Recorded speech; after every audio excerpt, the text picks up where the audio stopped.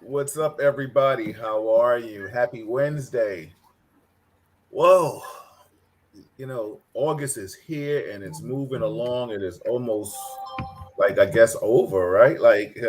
I hate to say that. It seems like soon as it came, it's going. But listen, we're here, happy to be alive. I'm happy to be alive.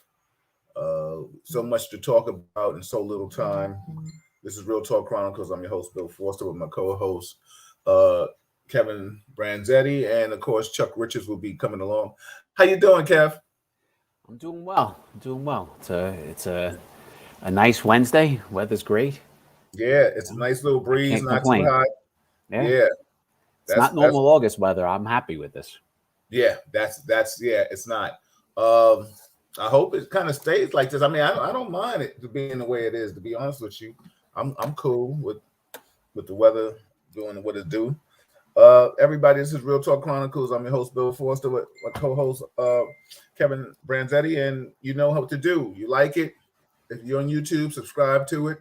If you're on Facebook, please share it. We give you the content. So we have a situation going on right now in the governor's office. Uh, what do you think about that? I mean, 11 indictments, I think, or no, 11 accusations found. Uh, Letitia James found, she said they had interviewed, I think, over 100 people. I think we have a clip on that too. I think I sent you. I don't Oh, know. there's lots of clips. Yeah, I mean, he said he's not stepping down. Uh, I don't know. What's your take on that? Him not stepping I, down. I think he's going to step down. I think I it's think it's inevitable. There we I go, think I Chuck.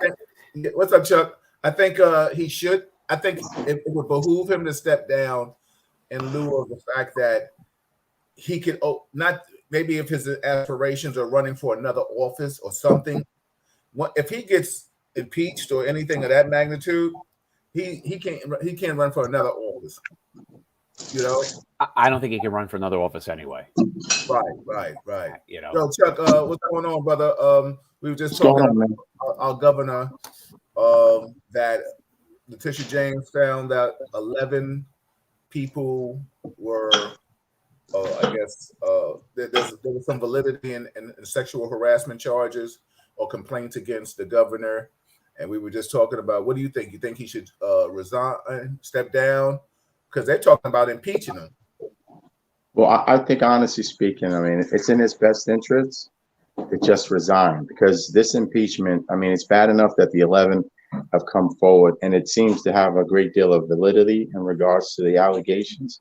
So, that being said, I honestly think it would be in his best interest to resign because to go through an impeachment proceeding and God knows what else is going to come out, right? Right. There's probably, because once they do that, there's going to be other parts or aspects of this document. I think it was almost like 176 pages or something like Yeah. that. They Yeah. just touched the surface of what it was during the conference, right? When they had the press conference. So that means that they would break this document down, soup to Yeah. nuts. Now, whatever it is that most people didn't take the opportunity to read, it would all come out during the impeachment proceedings. And I don't think that's something that, from where he's sitting right now, I would want anyone to have to go through that thing tooth and nail. And I think we all know Letitia, I'll get in your ass, James. She don't play. Yo, let me tell you something. If you don't want her to find it, you better stay out the way, yo. You know what I'm saying? Because she's and all due respect, she's a bulldog, man. She'll Mm-hmm. go out and get it. With that being said, um, there's one lady that had already been harassed, and he kind of knew it. And I think, I don't know if I sent it to Kev, we got the clip that, hey Vanetta, what's going on? What's up, Darren? She was like, yo, dude.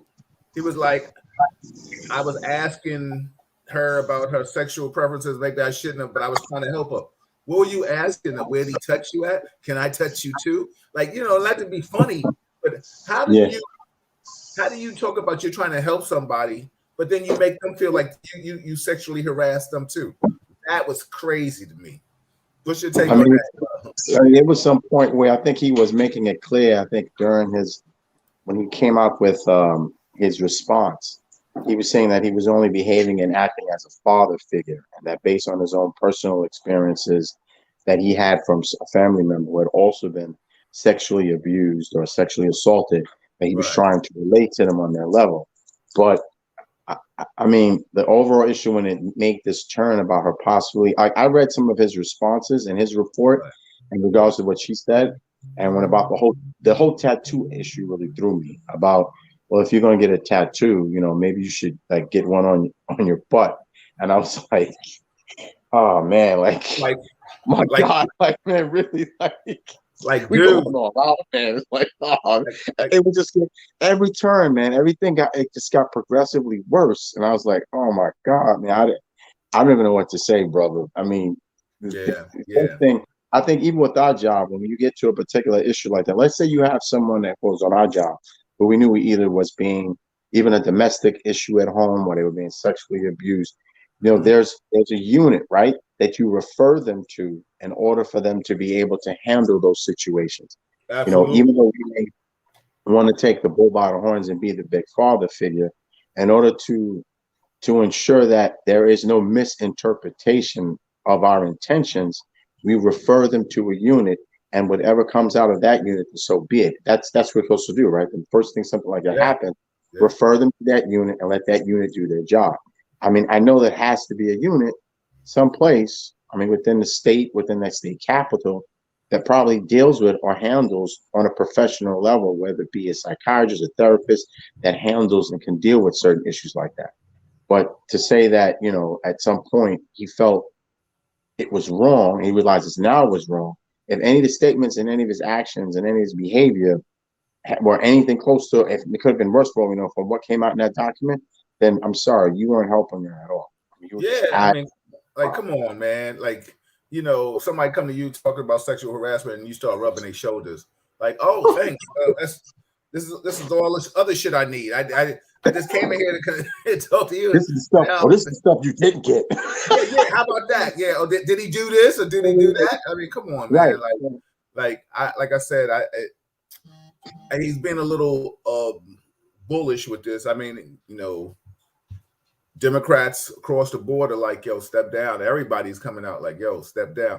I guess the fact of it is, it just seems like it's almost, we do live in a country where you're guilty until proven innocent. But I mean, Letitia James has brought a lot of stuff going forward. She said she interviewed over 170 people or stuff like that, and he had a toxic work environment.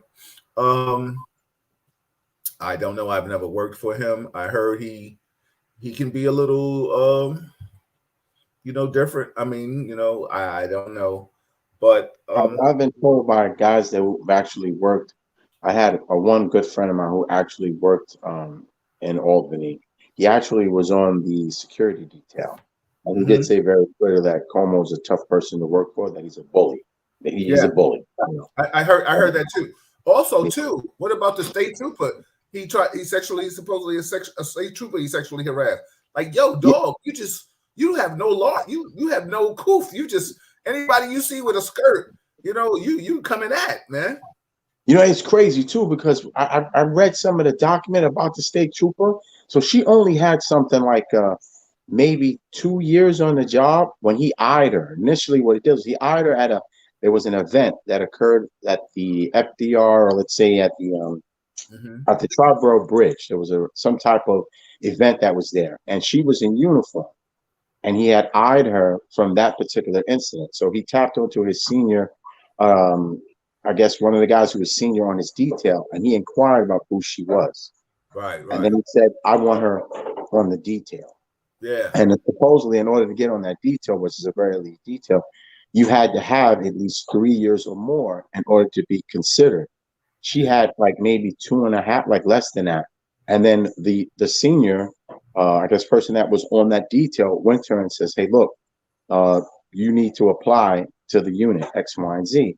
And she says, well, I thought you only, you had to have 3 or more years. He says, no, the rule has just been changed to 2 just for you. And once he got on the detail, the rest was history.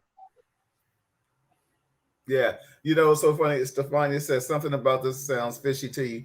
All right, get your drink. I forgot what you said. What's your drink of choice tonight, Stefania? Shout out to everybody that's chiming in. What's your thoughts on this? Do you think he should resign, or should you, or if he stays around, he's going to be impeached? You tell me, Kev, you got any thoughts on this? I think he got. I think he's going to resign. I can't. I'd be shocked if he lasts the weekend. Mm-hmm. I'd be shocked. Yeah. He put up a good fight for a few months now, right? He tried his best. He brought in some great PR people. He came up with a great spin of how it happened, and that's done. Yeah, he's got no friends. Nobody's left. Yeah, I mean, but now it's so funny. His statement was, "I hug everybody." Okay, all right. You ain't fondling. I don't hear no men coming out talking about you. They felt sexually harassed by you. You know what I'm saying? So, dude. Yeah. He came up with a couple of good stories, and I was trying to be helpful to the woman because I had a family. Yeah. Stop it. Now you're dragging your own family, and you're throwing them through the mud. You're insulting them. You're crossing the line. Yeah, it's time to go. Yeah, Darren said after the audio tape of him singing to her, I was done. Yo, we need to get that. Let me tell you, he tried to hit it with the Frank Sinatra. That's what he did. Boo, boo, boo, boo. You know them Dean Martin. Okay, here we go. Hey, Kevin, we got any clips on this on him about him that we want to show real quick? I was getting all the police clips lined up. I didn't get his. You sent me one from CNN. Well, let's just play that one and see how that goes. Let's play that one. What's up, Lisa? How you doing? He's going to join the wonderful ranks of Elliot Spitzer, Anthony Weiner. You're right. Yeah. Maybe they can put their own reality show together. Yes, exactly. Katz is out here doing it. Yeah. Tonight is amaretto sour. Okay, I just wanted to make sure I had it right. What's up, Stephanie? How are you? Stefania, yeah, amaretto sour. Cheers. All right, we're going to play a clip right now. And just give me a second. All right, go ahead, take your time. Everybody, I hope you all having a safe day. Remember, next week, Monday, we have Dr. Marilyn Corder. I know a lot of you. Delta, the vaccine. If not, please let a friend know that you're going to have a doctor in here for a good, strong hour, and you can ask her all the questions you want. It's your questions. And the beautiful thing about her, she will be with us for a long time. So, I mean, continuously, she's part of the family. What's up, John? And we'll talk about a lot of things, diabetes, like high blood pressure, all the things that you want to ask, mental health. So please get your questions ready for the doctor next week. What's up, Noah B-Fly? I'm in here, baby. I'm with you. Also, too, what was I going to ask anybody? Are you ready, Kev? Oh, you got still no. You got to take your time. 2G. 2G. That's all right. Take your time, brother. We can do that. Everybody, please, if you like it, share it. Any comments? Well, tonight. Oh, okay. She said. Steph said, and no, I don't fully believe it is all of a sudden. All of these people have been sexually harassed. I don't know. I mean, especially ladies. Let me ask you. To be sexually harassed, I'm sure in the past it's harder to prove than it is now. I think now it might be a little bit more easy if somebody, before it may be sexually harassed, they feel like he was kind of crying wolf. Now you say I'm sexually harassed, that's like, really taboo. I think they take it very seriously, more now than I remember. I don't think, because I mean, the fellas, we all worked in a predominantly male organization, and we've seen females, kiss up to the brass. I mean, and not to say, some guys they warrant that. Some women, they use their attributes to achieve certain positions. I'm not here to say nay or yay on that. But I know one thing: once somebody doesn't accept that advancement, you better fall back, because you know, that might be a fine line in I like you at work. You know what I'm saying? Like I don't. There's a rule that says you can't flirt with your coworker until she says there's a rule. You know what I'm saying? But you know, I've known people. You know, Carlos. I mean, Kevin. You and I worked with somebody that they were married. You know, they met at the job and they married. So I mean, it can happen. I'm sure we've known people that have dated and things of that magnitude. But I guess to you know, I guess it's real slippery slope. And both of you, before we go to this video, both of you give me some insight on what it's like being a supervisor, and how having to posture yourself with people that are under you. I'll start with you, Chuck, and then go ahead, Kevin, and then we can go to the video. Well, you know, it's kind of like a tightrope, because there are times where, in fact, you know, even for argument's sake, you may not be making any comments or statements related to something, let's say on a sexual level, or trying to say you have intentions of wanting to be involved with someone, whether it be male or female, because now in this day and age, you have to be very mindful of both sexes. Just because a guy is a male doesn't mean that you still can't say something that they may find sexually offensive. And then now that, because you have in the workplace, you don't just have males and females, you also have people that are, you know, who may be gay, homosexual. So you have to be very mindful of both genders, regardless of how you present or what you say to people. All right. And that's a blanket statement that you have to be mindful on both sides. And there are times where you may say something, and I've said something sometimes like just flippantly, and I all of a sudden realize, oh, to me, it may sound like a normal statement. I don't have any ill will, any intentions of association with it. But then I have to catch myself and say, oh my God, you know what? I'm sorry, I didn't mean to say that. And then hopefully they'll say, no, Lou, it's okay. Because I have sometimes a habit of, when I have people in my circle, maybe using words of endearment and realizing that even just saying something polite in a terms of words of endearment, a person can take the wrong way. So you always constantly have to be mindful of being respectful of everyone's space, men included. Now, to say that sometimes on the flip side, there haven't been men and women that haven't said things to me they've made it very apparent that they have an interest in me, and I've just had to say, oh no, I appreciate the compliment, or whatever the case may be, and just kind of slide out of it. I have to deflect, you know, I have to figure a way of being able to deflect that attention, because I could see and it's apparent.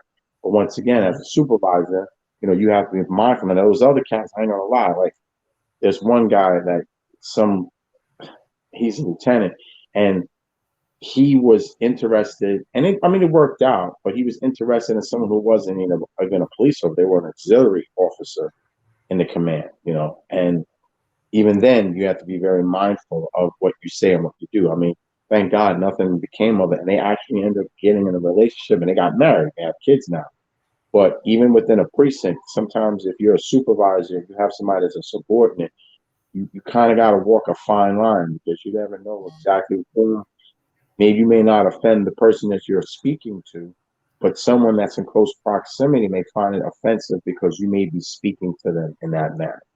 So it's a little dangerous, man. It's dangerous. And you know, it's so funny. Just like I'm gonna read 2 comments.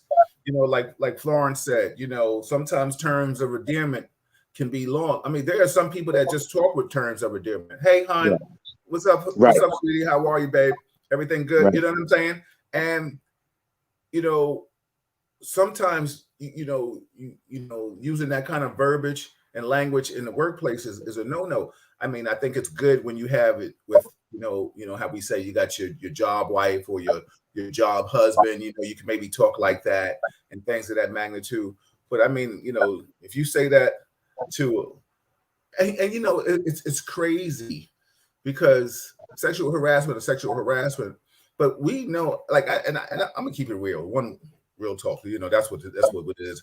You know, if I don't see no ugly person being mad if somebody says, "Hey, sweetie," or ugly man being upset if a girl be like, "Hi, hun," he gonna be like, "Oh," you know what I'm saying? Like, let's keep it 100. Like, right.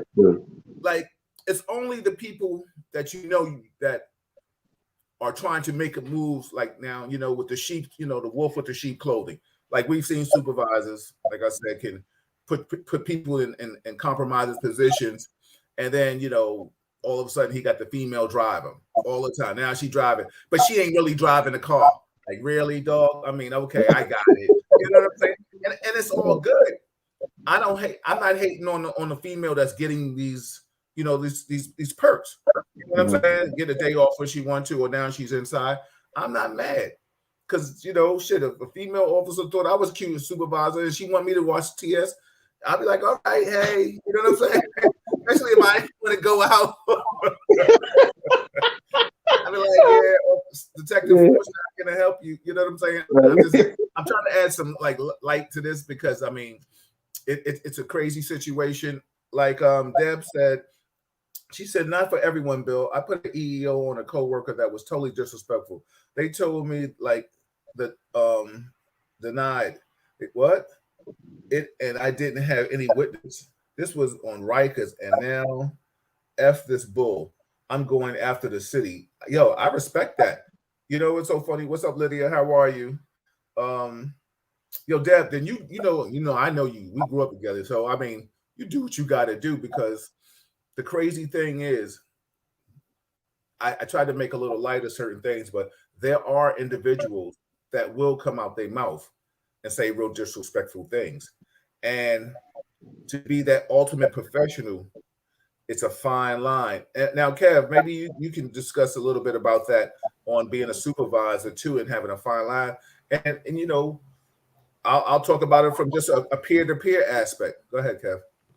Yeah, it's a tough world because you have two sides of this, right? You have people who really are being sexually harassed, right? And then you have people who can be offended in the slightest thing and scream sexual harassment, right? I've seen both of those. I've seen, a police captain going up massaging a girl sitting at her desk, and you'd see him like every day walking up behind her trying to massage, and what the F are you doing? Like, really? And then I've seen people offended because I open up, because you hold the door for them, or you offer your chair. And I've seen women get offended for that, saying, why would you do that? And I'm like, I don't know. It's the way I was brought up. I was raised. It's a tough line. So my policy was, one, I treated every woman I ever worked with like they were my daughter. That was it. Every woman who worked for me, how I wanted my daughter treated is how I treated them. I never put them in a position where they had to do clerical. Never. Right. That was kind of a standard thing in the police department. You saw more women percentage-wise, a high percentage of women doing clerical stuff. Right. Not on my watch, right? Just I was doing it, or a dude was doing it. He was like, get your ass out there. That's it. Man, the post. Down the hatchets. Exactly. And what's so funny? I don't want to be perceived as, treating a woman differently than yet I kind of was, because I was not letting them do the clerical. Right. I mean, that's the slippery slope right there. Like, okay, now he don't like women. He's mad because he's putting every woman out. And, and the bottom line is, I mean, I think we've all seen, like I said, and I have no problems going on record saying this, we've all seen certain women, not all, certain women don't mind being in the house. Some women being in the house. I've seen when people get jammed up and end up in the house, and you like, oh, and next thing you know, you first, second grade, like, oh shit, like really, like, okay. And then you want to. Then I've seen those that talk about, oh well, yeah, I put my life on the line. What filing papers? Like, how'd you do that? Like help me figure this shit out. You know what I'm saying? you being, I look in these groups. Yeah, I put my life on the line. Yo, I've known you 15 years. The only time you go out is going down to 1PP doing mail run. I don't want to get those. So, certain people knock it off. You understand what I'm saying? And then you wear the tight shit. You know what I'm saying? Now, who am I to tell you, like, not to wear what you wear? And who am I to say don't get an inside position? Because I think everybody wants an inside position. And listen, at our age right now, if we were still on this job, there's no way in hell I'll be out there chasing people in that damn street. people be getting away left and right, I'd be like, oh shit. You know what I'm saying? But I mean, that was like a perk, a reward to work inside. So let's everybody out there listen to what we're trying to say. We're trying to say, if you're good at what you do and you get an inside position, bravo. If you get it because of sexual favors or you're flirting, and then all of a sudden you're inside it, then now you shut the man down. You know, how you get things can come back to haunt you. Stefania said, I remember years ago a coworker in a different department, her manager asked her what color were her panties. Oh, wow. I guess that's sexual harassment. And you know, like I think we discussed this a long time ago. You asked me what color my panties are, I'm gonna feel offended. You know what I'm saying? Because I don't think you need to know what color my panties are. Deborah says, so why are they moving extremely quickly on Cuomo? Yet Rump was going to be able to run again after he broke every law. 2 of his friends running for governor pardon. You know, that's an excellent question. I think it's obvious that he's a different man and there's a double standard. I think right now you have more, which is so funny. It's kind of ironic. You have a lot of Democrats really speaking out against Cuomo. That means I don't think that he's not even liked in his own party. See, the one thing about 45, people would dare not speak out against him. They was about to face jail time, and then they were like, okay, I'm a talk. Yeah, you gonna give me 3 years, and you know you've been golfing all your life. You're not trying to do Fed time, because the Fed time you're doing 85% of it. So people was like, I'll talk against Trump now, but everybody they were scared. But then remember, he pardoned some of his crew too. So you know, it's a slippery slope when it comes to who likes you and who likes. So it's obviously Cuomo is not liked at all. And for like you said, you got Schumer, you got Nancy Pelosi, you had the president come out. I don't think it's that he wasn't liked, Bill. He was liked by several of them. It hit a point you can't defend them, right? You just there's a particular point you got to say no mas. Oh no, you got to just put the hands up and go. Yeah, like dude, like her. You sing it. All of a sudden, who told you was a singer? And I don't think this moved fast, right? I don't think this moved fast. This came up months ago, right? This has been out for several months, and Letitia did her job, right? She took her time. She interviewed people, and she came out with a report. And now that the report's out, everybody's like, time to go. But when this first came out, most Democrats were, let's wait and see. Let the investigation happen. Well, the investigation happened, so now they're all time to go. Yeah, and I mean, with the dude, if she did her due diligence, we waited and we saw, and we see good now. We see very good. You know, there's no like if she was a Republican conservative in office and who did it, we'd all be like, is this politics? This is crystal clear to me, right? Like a lot of times it's difficult to see what's going on behind. He helped her get into office, and she is sinking him. She's like, I'm not having it, homeboy. You know what I'm saying? So this tells you that this is real. I'm talking about with the whole sisterhood. She gave him all black. You know what I'm saying? Yo, Kev, let's see. Kev, let me see what you got. Let's see what we got here. You ready? Let's see if it works. 2G at its best. Let's see what happens. If not, we'll move on to something else. Yeah. Oh, that's right. Man, growing number of Democrats calling on Cuomo to resign. And if he doesn't resign, I'm 2G-ing again. I turned everything else off. Well, basically, she asked. I think at this point, she asked him. She said, "If he doesn't resign, like, would you call for impeachment, whatever?" Right? He was just like, just try to get him to resign first.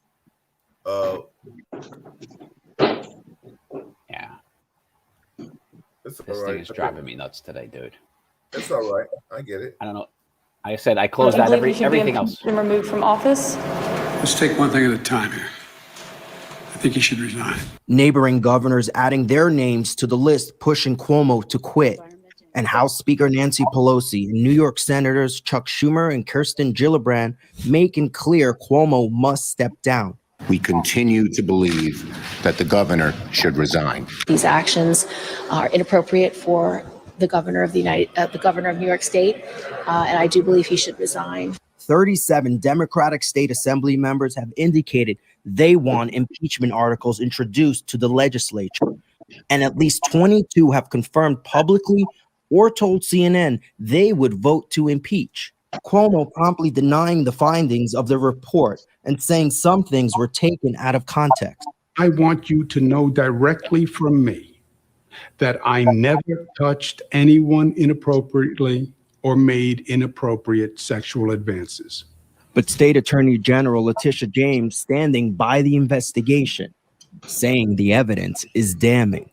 These interviews and pieces of evidence reveal a deeply disturbing yet clear picture. Governor Cuomo sexually harassed current and former state employees in violation of both federal and state laws.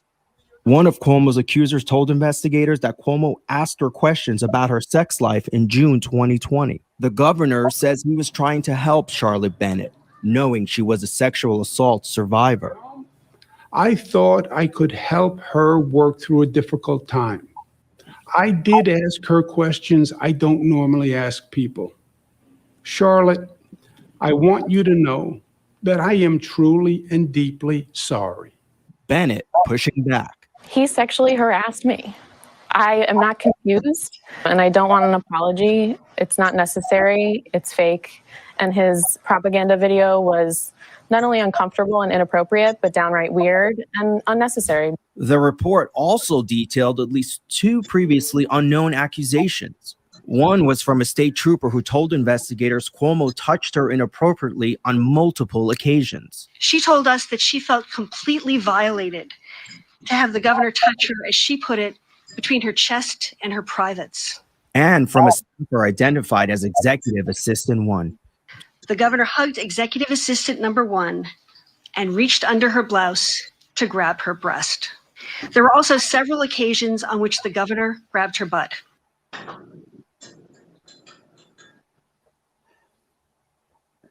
Goodbye to you.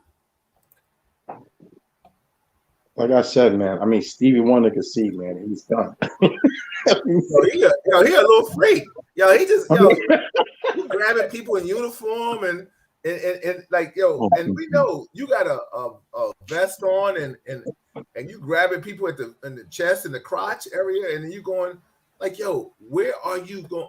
But you know what's so funny? And I'm not taking up for dude at all. So ladies out there, please, when I say this, I'm not taking up for. But what happened when he tried to put his hand under somebody's dress? What happened to be like, yo, money, get off, pop, pop. You know what I'm saying? Like.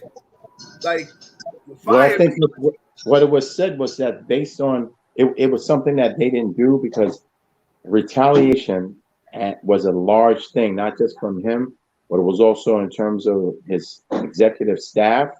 So if in fact anything was said or anything was brought to knowledge that they had a history of, instead of doing what's necessary on behalf of the victim, they did more to insulate and to protect the governor. So they would just relocate them, they would move them, shift them around to keep them away. But the overall issue itself ended up dying at some point.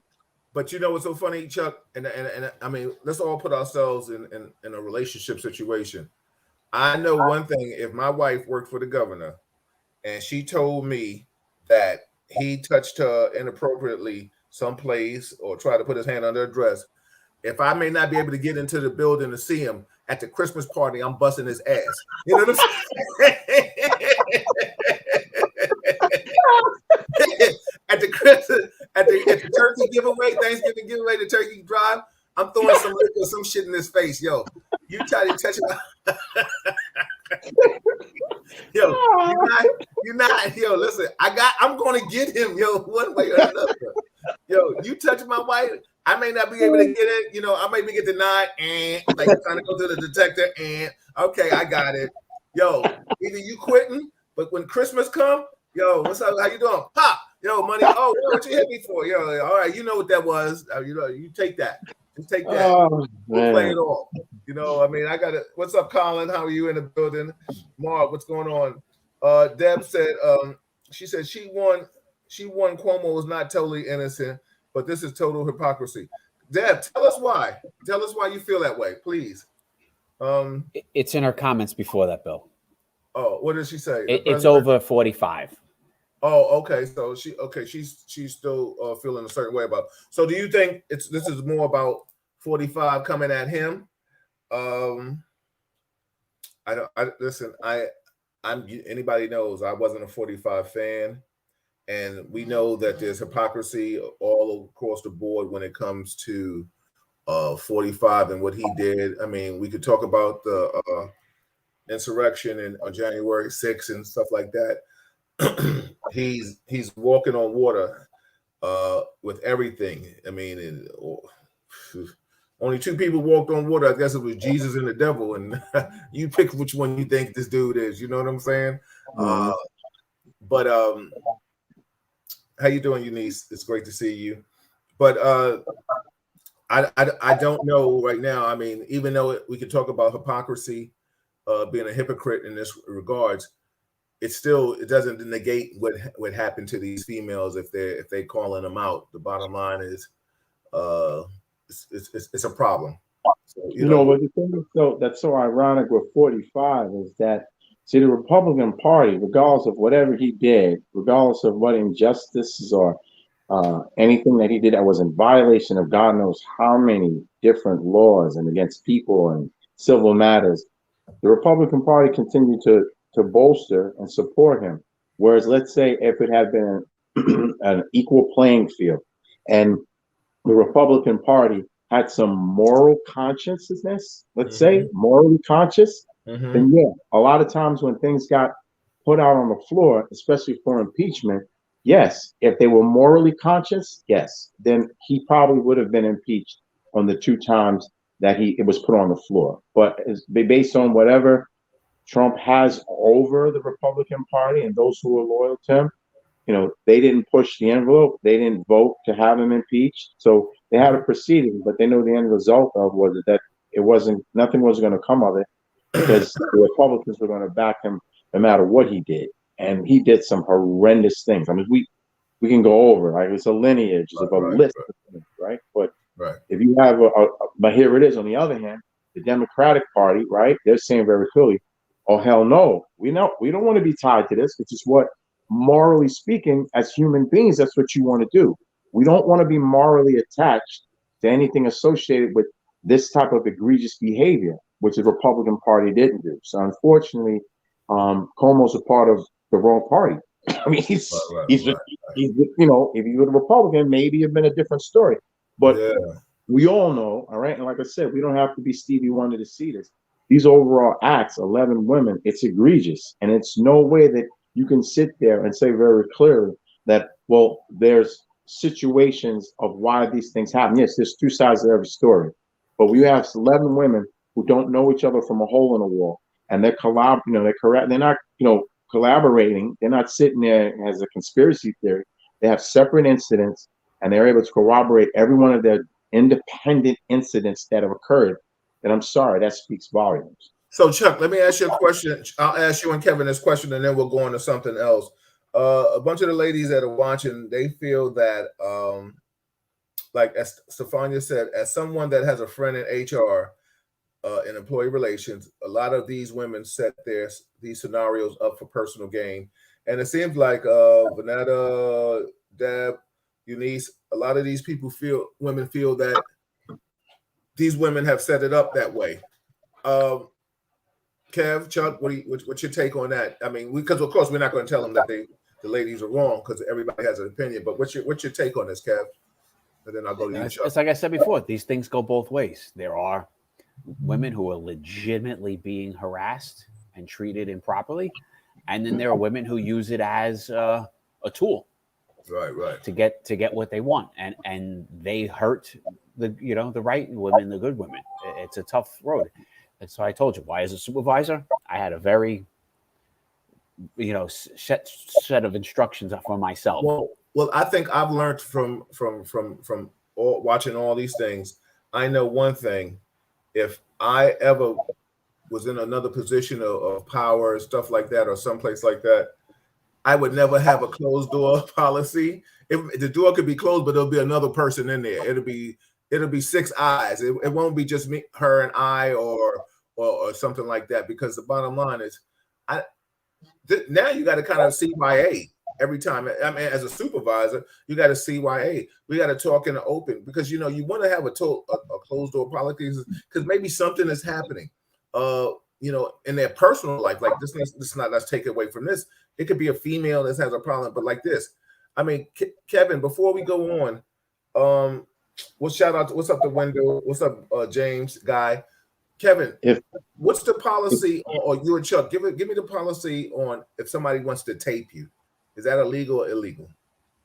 Well, I think if the issue is I think if I'm taping myself, I think if I'm taping myself, which I have to admit, whenever I found myself in a position where I had to speak to a female one-on-one, especially because of what I did, because there are females who are, undercovers.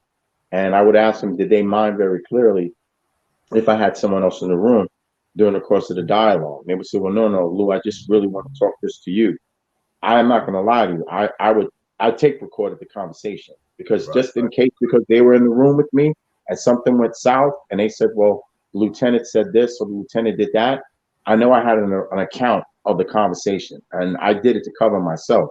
And then in reference to this whole political issue that we were just speaking about, initially when Lizzie Boylan came out and said that she had been sexually harassed by Como, at the time she also was running for, I think, Manhattan District to work. She was running for an office, right, of some sort. So when it came out, I felt that when she made that comment, it was as if she was doing so in order to have some political gain after she had left the governor's office. So when she made that statement right after she got ousted, or she resigned, or was fired, or whatever the circumstances was, and now she was running for political office, and she now put Como out there as being someone who sexually harassed her, I says, okay, it's kind of odd she brings this out now. She's been there for quite some time. Why would she do this now that she's running for political office? So I was kind of standoffish until they said, well, no, there's been more. I said, okay, Lizzie Boylan, I can understand it. I could see maybe she has some political aspirations, so she's trying to use it as a platform in order to move forward,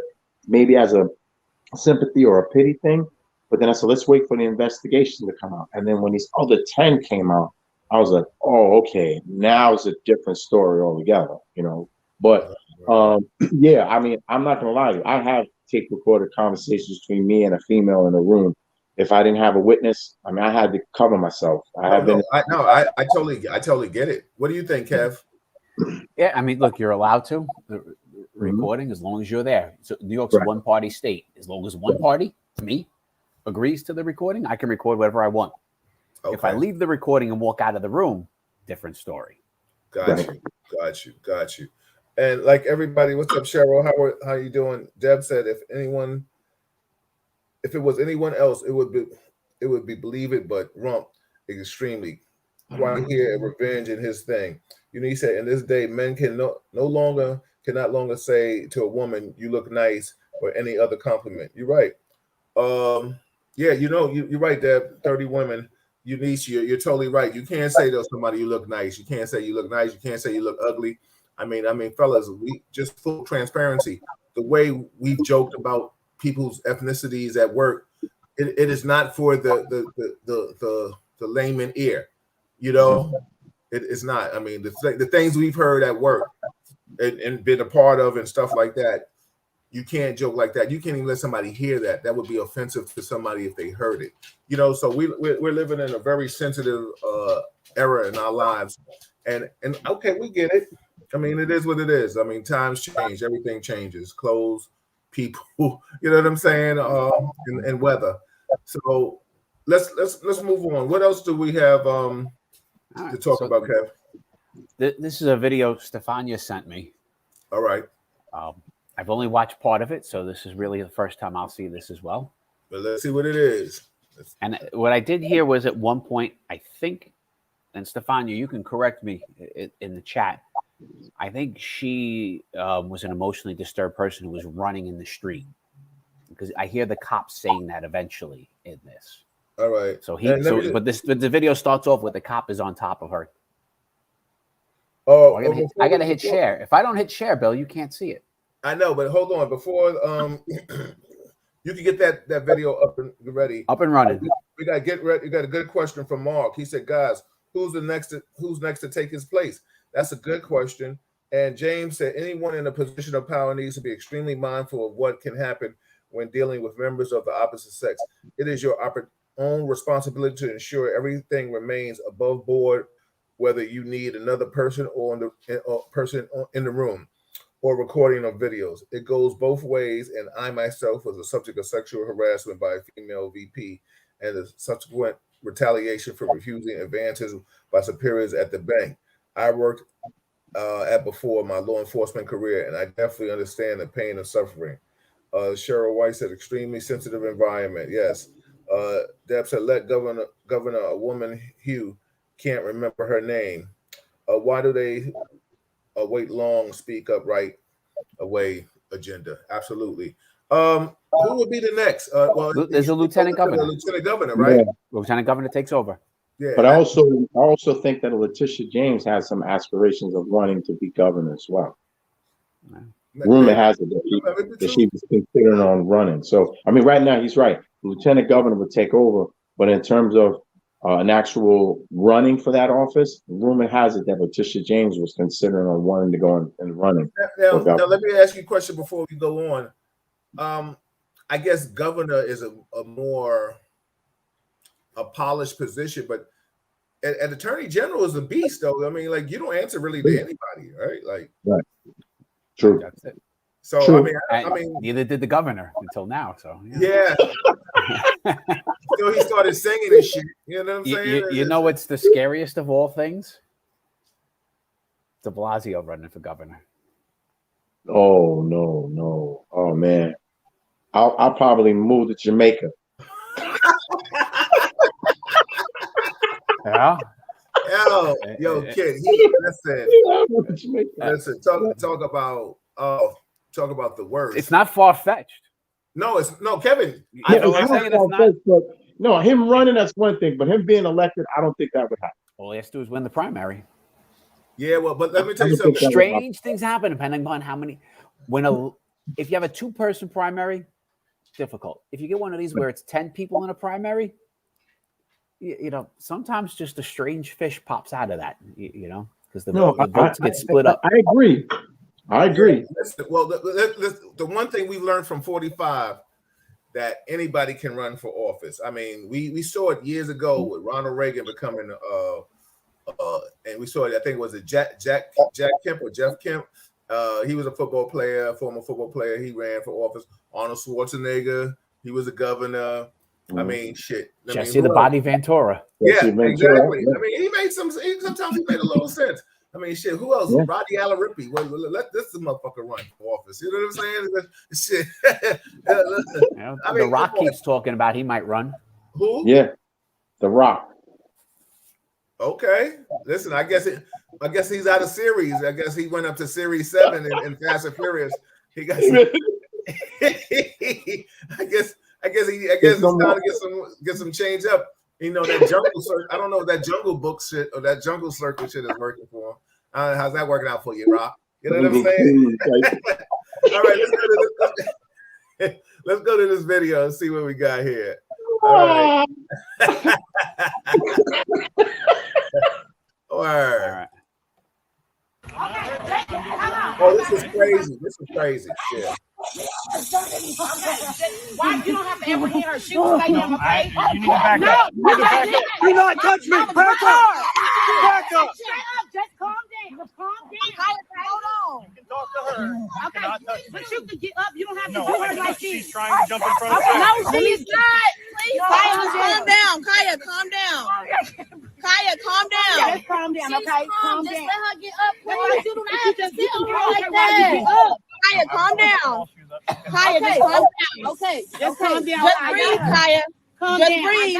Please She's guys on her. Where y'all? It's 102 degrees out here. Okay, she cannot breathe. She's spitting. They don't fucking care. What are you gonna do? No. She hasn't done anything. No. We'll turn her over if y'all back up. Okay. But what are you gonna turn her over for and tell her she has not done anything?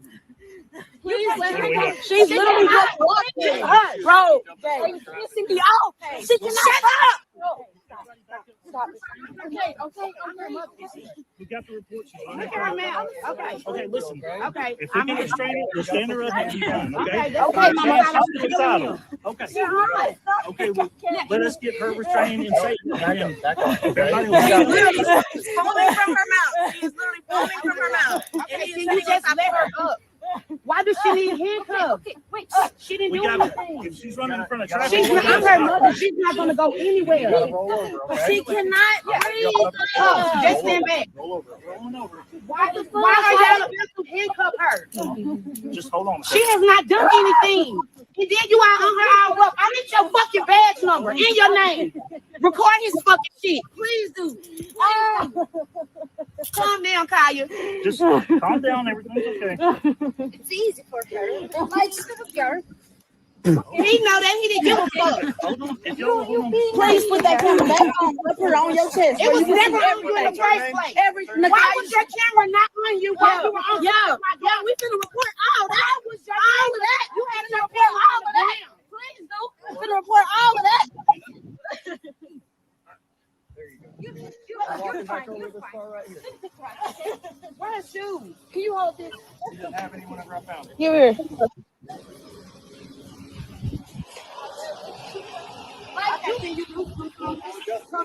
I'm not talking to you. Stop. Let go. Stop.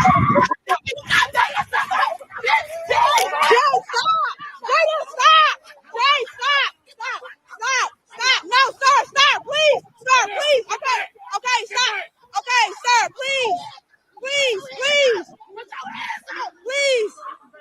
Please. I'm up. He took his damn camera out. Look at you. Jay.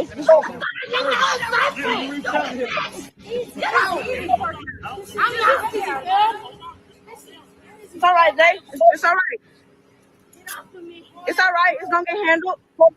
It's gonna get handled for sure. This is crazy, boy. It's gonna get handled for sure. Mama, stay calm. Mama, stay calm. Stay calm. When I got here, this camera was Stay calm. facing dead. Stay calm, Kaya. All I did was ask him like my daughter couldn't breathe. She was on me at the max. It's all Kaya, right. I got it all on video. Can you not let me get in the car with him? I'll get in the car with you. please do not put him in the car with her. Please don't. Don't put either one of them in the car with her. Ma'am, please get back to us. Miss, come back. Come back. All I did was ask you to listen to. I got it. Yeah, I got it. I got I everything. didn't touch you. I touched my daughter when she said they were too tight. I did not touch you. Come on, we can go to the car. I'm gonna wait till they pull off. You piece of shit. Kaya, be quiet. Kaya, stop. Her away when I told you stay calm. Could you loosen the cuffs? Just stay calm. Her away. You needed to back up, and I was trying to explain. I was just touching her. He did not have to attack her like that, sir. I did not have to attack her like that, sir. He did not have to. He's just scary. He's scary. He's scary. He's scary. This must be his first day on the job. He's scary. Kaya, it's okay. It's okay. Y'all should never put him out here. Y'all should know what the fuck he doing. He obviously don't know what he's doing. Camera was on the ground while he was. I got it all on video. I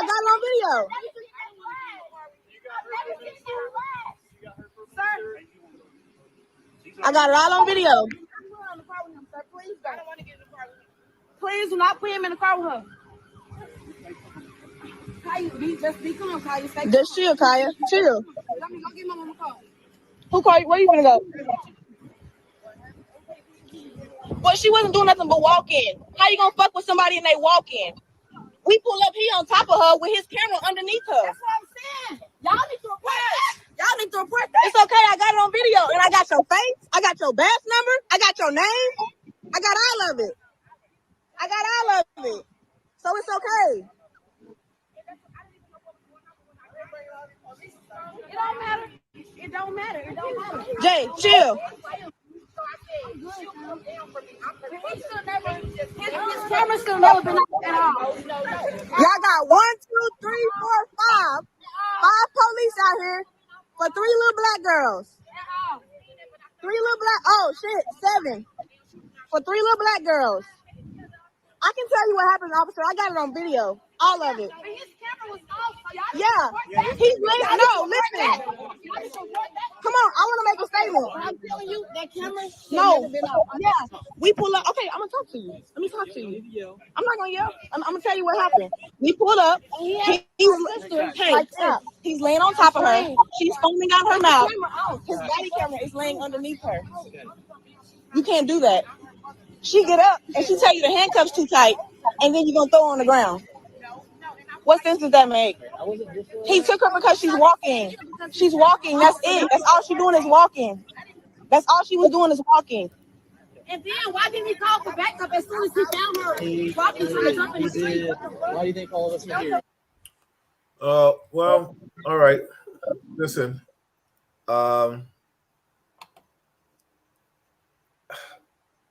I don't know. Cheryl, please, if you could get that video to us, we appreciate it. I don't know what was the cause. The story, Kevin, Chuck, is that she was walking in the road, maybe a little, I guess, I don't know if we're going to put her under the EDP or emotionally disturbed person scenario or title. And he ends up on top of her because that's what we just saw. Well, first and foremost, if this is an EDP, I don't think that's the right way to handle it. I commend the other officers. Let me just go on the record and say that I commend how they were trying to de-escalate and stifle and calm down the people around it. It's obviously, I think the officer was a little gun-ho. I mean, the white lady touched him. He was like, "Don't touch me." She came back and she still was trying to attend to the lady. The mother of the child is trying to attend to it, and he's on some really don't touch me. I don't know how it led to him being on top of her like that. She's foaming at the mouth. Listen, you foaming at the mouth, but I'm gonna let you up. You know what I'm saying? Because I'm not trying to get all that shit on me. I mean, I'm being funny, but that's real. Like you foaming at the mouth, like that shit look crazy coming out of her mouth, yo. Really? I mean, but with being trying to throw a little humor in this, I felt, the only thing I'm going to say, and I'm gonna turn it over to you, Kev and Chuck, is that when a family member is around, you have to understand there's an emotion attached to this situation. So it's just to tell somebody stand back and they see you straddling their daughter and she's foaming at the mouth. Let me tell you something, and I'm going to break it down the best I can. I was teaching somebody's son martial arts, and he got hit in the head with a sword. I mean, the sword was in a cover, sticks, the sticks we use. And he got hit and he started crying in the middle of the class. And he might be listening now. In the middle of class, he's like, "Oh no, let me get up and hug my son." I said, "Yo, don't hug your son. It's his fault. He didn't block." But he's crying. He's like, "Yeah, but you don't understand the maternal feelings that I have in regard to that." I'm like, "Yeah, but I'm teaching, and you're not going to be able to hug him in the street if somebody else clunks him in the head." So the bottom line is that the moral of my story is that what happens, in a parental emotion is totally different. I had to accept it, and when I say I had to, I was like, "Yo, okay, I'm not gonna be like, get out my class. You know what I'm saying? Or let's get out, get out. I understood it. I didn't like it, but I understood it. So I'm referencing that to this situation. The officer, she said, "That's my daughter." Like, you know, can you let me try to help you? Let me try to calm her down, de-escalate it. But you got to pin down on the ground. And we all understand. The three of us all understand the cuffing. We got that. We get that. But you know, that whole, you know, I felt he could have been a little better trying to, you know, ease the mom. You know, you guys give me your take on it. Go ahead, Kev. Yeah, I'm with you on this, Bill. I say this is right as a young officer, one of the things you're taught, and I'm looking at this guy, and this is part of what I think his problem was. Mm-hmm. Don't let people get, you know, touch you. Don't let people get near you. You know, this is not, you know, there's an arrest scenario. Like if she had a knife and did something, right? And there's an arrest scenario, and there's a we're doing this for her safety scenario, which is what this is. So having a family member get involved could actually be helpful in this. You know, we forget that's my point. Absolutely. Right. This is for her safety. The call is she's suicidal. She's running in traffic. Okay, I get it. I get pinning her down. I disagree with how you pinned her, but we can go into, you know, I'm sure the cop's not taught how to pin somebody properly, and you know, so he does what he did as a kid. Fine, cuffing her, all good. But you know, if mom's there, I want mom's help. Yeah, you know, absolutely. The whole point of this is to get the kid calm, get them help. Right, that's what we're there for. Calm. Absolutely, help. Absolutely. I totally agree with you. Cheryl said, "Okay, she thinks it's on the deal. I'll look for it." Stefania said, "The video disturbed me because what the heck?" I feel you on that. Vanetta said, "It seems to be that the white officers are always aggressive." I've always go back to that. There isn't any equality. So you know, not all of them are, but majority. What we see a lot of times is that there isn't any compassion or empathy for people of color as they would have for their own. And we can always reference Jerry. We know Jerry was a monster. You know what I'm saying? When we think about Jerry was the epitome of white privilege. You know what I'm saying? Do we need like Jerry T-shirts made up for the three of us? Like, I would love that. And, you know, the ultimate shit would be if I could interview Jerry. I'd be like, Jerry, what the F? He was going ham, Jerry. You know what I'm saying? Vanetta said, she said this was ridiculous and unnecessary. Chuck, give me your take on it before we go to the next one, brother. I agree with you guys. I think I would want to see, first, I think I would want to see the footage prior to actually being on the ground with him on top. Because, I mean, we don't know. It could have been a thing where she was running, they were falling, they fell on each other. She was on her face down. He could have rolled her over, and now he ends up on top of her face to face. You know, we don't know the circumstances prior to how she ended up on her back. But once again, it's also tactically speaking. I don't know if you want to be face to face with someone who's emotionally disturbed. You know what I mean? On top of them when they're foaming at the mouth, because I mean they can they can bite you, they can spit in your face, they can do a whole host of things. So you know what I mean? So tactically, it wasn't sound, but I agree heavily with Kevin that this is a particular situation where you have a relative there, a mother, and if she understands the circumstance of the situation associated with her daughter, she can be of great assistance and help in getting her daughter to calm down so that it doesn't escalate to the degree that it did. Well, now the mother's getting locked up, and now you got another guy pulling out a taser, telling people to get back. I mean, you know, that got totally out of hand, you know. But Kevin, I just sent it to you. I just sent it to you. On the note of that, right? We're not taught to think that way, right? You learn that as a cop as you get seniority and you work and you experience things. True. But we're not taught. What we're just talking, what we all completely understand, is not in our training. Right. It's not. And that's what we all look at. Everybody out, people on the street, and all of us look at this, go rookie. Mm-hmm. Right? He stinks of rookie. Yeah, thank you, Cheryl. I sent it. I just emailed it to Kev. Vanetta said, she agrees with you, Chuck. She said, Vanetta said, I agree, but once she's foaming at the mouth, change your approach and listen to the relative instead of being a jerk. Yeah, you're right, because all that foaming at the mouth, I'm definitely gonna listen. But like, yo, come on, I'd be like, I would utilize the moms, write some of that shit up. You know what I'm saying? Because I say it in jest, but I mean, come on, y'all. You know what I'm saying? Let's real talk is real talk, man. Deborah said it's online with when he approaches her and she tells him she's afraid of him. He tells her to turn around so he can cuff her. She refuses. Oh, so he already kind of like pushed the envelope on that. All right. So I mean, come on. If somebody says I'm afraid of you, you don't throw me in cuffs and make me love you more. You know what I'm saying? Let's call a spade with that now.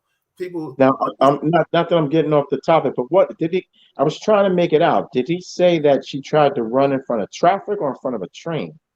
He said she was walking between traffic. Okay, between traffic. Okay, between traffic. So listen, let's keep it real talk. She ain't that crazy, and she wasn't that disturbed. Because if she wanted to hurt herself, she would have walked in front of traffic. She wasn't right. I was going to make that statement. So you know what I'm saying? I was about to say that. I'm about to say I'm out here trying to save her, and I'm about to get hit. I'd be like, yo, this is a shout out to all the officers. If you're listening and you want to learn a 101, utilize your resources. If you have a mother or a loved one there that you think they can probably talk better to them, a person that is mostly challenged right now or emotionally at distress, than you, because they only going to see your uniform. That goes for black, white, Spanish, Chinese, Asian, whatever color you are. I will utilize a loved one over my uniform at any time, even though there might be a time when I have to supersede everything, in life, something real like harmful to anybody else or something of that magnitude. But in a situation like that, I would try to get her off the highway. And if the mother was there, it's obviously somebody called the mother, or she called the mother. She said they called the mother, and I think, or called the sister, and they came. So it's obviously she sent out the SOS for help, and it didn't pan out that way. Unless, for argument's sake, unless that I would say that's probably like 99%. But then every now and then, some EDPs, their relatives are the trigger. Like, you know what I mean? Depending on whatever the issue is. Sometimes the relative is the trigger, and when they see the relative, they go bonkers, depending on what it is. So yeah, but you saw that it wasn't here. We all saw that, right? Like, I agree with you. Scenario. Now, once again, went after mom, I don't understand that at all. That I didn't understand either. Like that, I've been rewatching it on the side here. I think mom touched the handcuffs. Yeah, because I think she was come on. Again, this is not an arrest scenario, right? Like I have a different attitude when I'm arresting somebody. You're going to keep back. I'm not going to let you come in my space, right? That is not happening. No. We're here to help this person. And man. Right. No, absolutely. We lost. I wonder what kind of. That email has not come through yet, Bill. I wonder what kind of time this guy had on. I'm sure he didn't have a lot. I mean, he smells brand new. Yeah, he looked brand new. You know what I'm saying? Making me mad. You know what I'm saying? Let's go to the other video. Make me mad. Yeah, let's go to the other video. We got another one. I think now if this is the one I want you to show, Kevin, it's the one where the officer. They end up shooting each other. I mean, shooting the guy. Is this it? Which one is this you're showing? Oh, that's the one in Texas? Yeah. Is that it, Kevin? That's it. All right, everybody out here. I haven't watched this either. Everybody for disclaimer. But, Deborah put in there she should never have been cuffed, and that part we're all going to disagree with her on. Absolutely. Yeah, when we're there, if we're taking you to the hospital for your mental health, you are absolutely going cuffed, no ends, ifs, or buts. Absolutely. Once we're arrested, let them touch you. I can ask you there are times we've all walked somebody into an ambulance and gotten them to go, but once I put my hands on you, you're cuffed. It's just protocol. I mean, Deb, you're a correction officer. You know certain things. You just got to put the cuffs on people. I mean, but I mean, it shouldn't have escalated to getting cuffed. I will agree with you that on Deb. There's definitely a chance it could have been done differently. She could have been talked into, and we have to see the before video. Absolutely. But once hands are on, cuffs are on. Now this video, everybody, I'll ask the panel to look at tactics, and what they feel about it. And I really want your audience's opinion on this, on what you see with this video, because this might be a little slippery slope. We might be talking about stand your ground. I mean, you really can't, or the right to bear arms. A lot of things play into this situation. Could the cops de-escalate this situation? So I'll let you all look at this, and then we'll critique it after. You ready, Kev? Yeah, I'm waiting for you. Oh, okay. Well, excuse me there, guy. Yeah, you got your put your thing on. At the end of the day, this not nigga you want to with. What are you talking about? I'm gonna tell you, you not this nigga you want to with. What do you mean? What do you mean? What do you mean? What do you need to know about me? I'm trying to figure out why you so upset because I pulled up. Why you pull up? That's the question. Why you pull up? That's the question. I didn't know why you pull up. We've been getting calls about you. Now you didn't make it a call, but I just pulled up to my house from off of work. This not you want with. I'm gonna keep it real with you. This is other you want to with. You can pull it. All the cops you want to pull up. This is you want to pull up. Hey, put your gun down. No. Put your gun down. This is you want with. Put your gun down. You talking about no? I ain't putting shit down. I'm not putting shit down. This is not with. Let me keep it real with you. Hey, man, get on my property. Get on my property. Yeah, I ain't get on the ground. I'm not getting on the ground. I'm not getting on the ground. This is my property. He's intoxicated. No, I don't intoxicated shit. Keep it on your head. Man, let me tell you something. Don't you with the wrong people. I want to talk to you. What you want to talk about? Talk to you. What? About your driving. My driving what? Your reckless driving. Where? I'm not leaving y'all here. No. I'm not leaving y'all out here. Look, what's your name, sir? Let me do. What reckless driver you got? What reckless driver you got? No. Hey, sir. Let me see it. Hey, what's your name? Dude, let me tell you something. I'm not. Listen to me. Put your camera on. Go. Get off my property. You nigga. I'm about to deal with. I'm gonna tell you straight up. I'm nigga. I'm gonna tell you something. My property. I didn't do you nothing. I didn't do you nothing. No, I'm not. Calm down. Yes. Okay, let's talk. I just want to talk to him, okay? You don't want to talk to me about nothing. At this point, I don't want shit to happen. I just want to talk to him. Hey, let me tell you something. I'm not the nigga you want to deal with. I'm not the nigga you want to deal with. I'm not the nigga you want to deal with. Let me tell you something. Shut up. Shut your ass up. Shut your ass up. Let me talk to this man here. Ass up. Get your ass up. Get in the house. Get your ass off here. Get on my property. Get your ass off my property. Get your ass off. Hey, listen. Calm down. Listen. Get your ass off my property. Stop. Don't.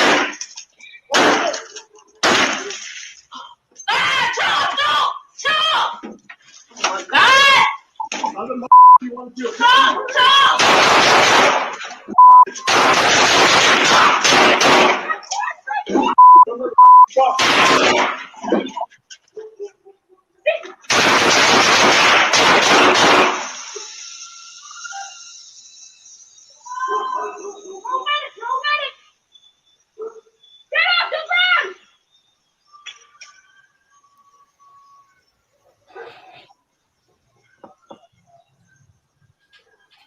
I can't see his hands.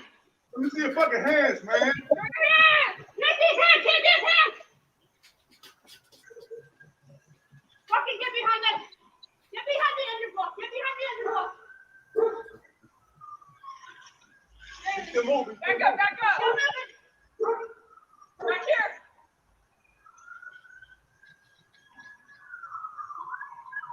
You okay? Anybody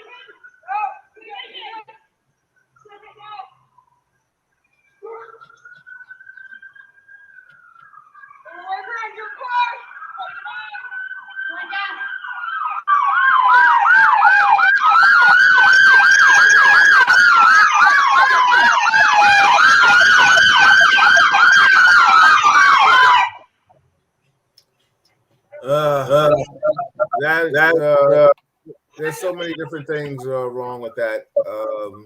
On my personal feelings.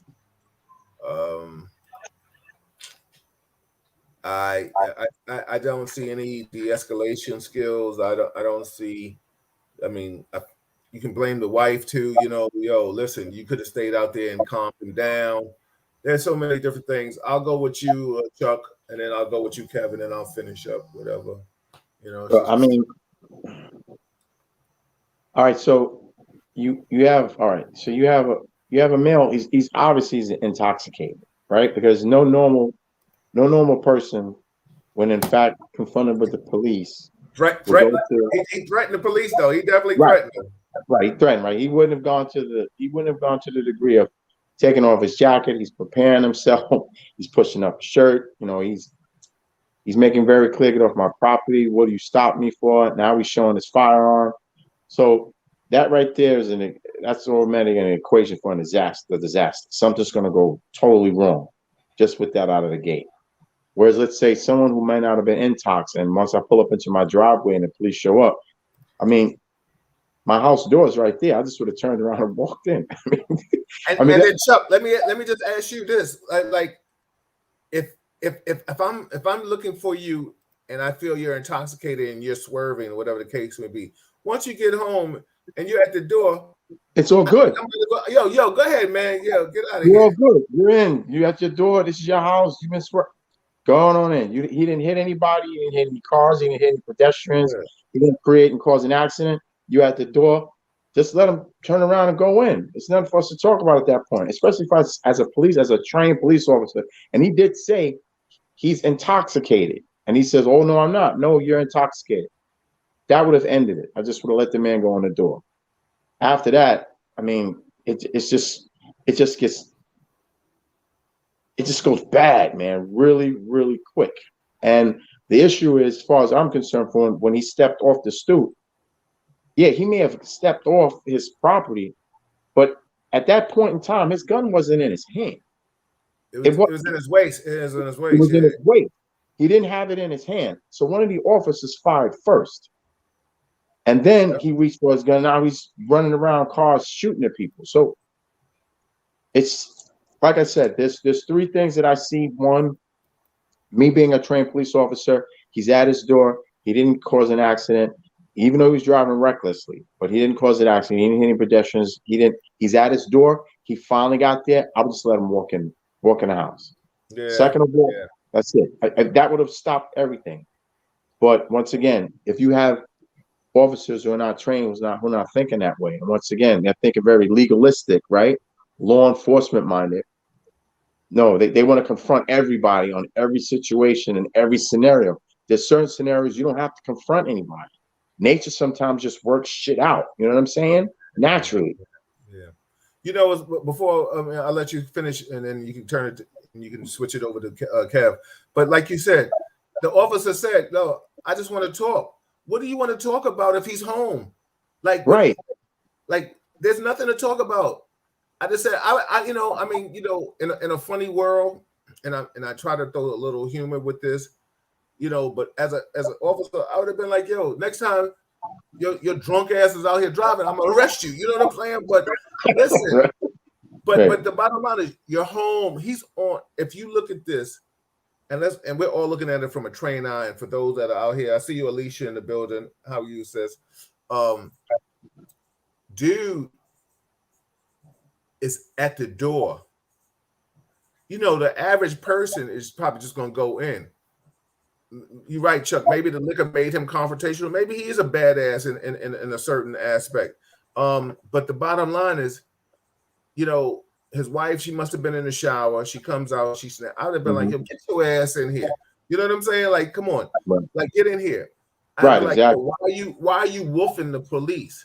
Maybe you're not the one, but it's obviously you weren't the one either, because you got shot 7 times. So you might be the one because he lived. Thank God.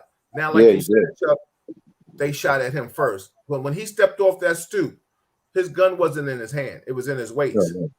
No, and he received fire first. Just on the simple fact that he stepped off that stoop. I think it was crazy. I showed this to another officer, and he was like, "Yeah, not doing the back and forth with dude when he got a gun." But my thing was like, okay, it's obviously, was it a right to carry state? You know what I'm saying? Not that makes it right. It's Texas, right? It's Texas. So everybody's got a gun. Everybody's got a gun. They got shotgun racks in their trucks.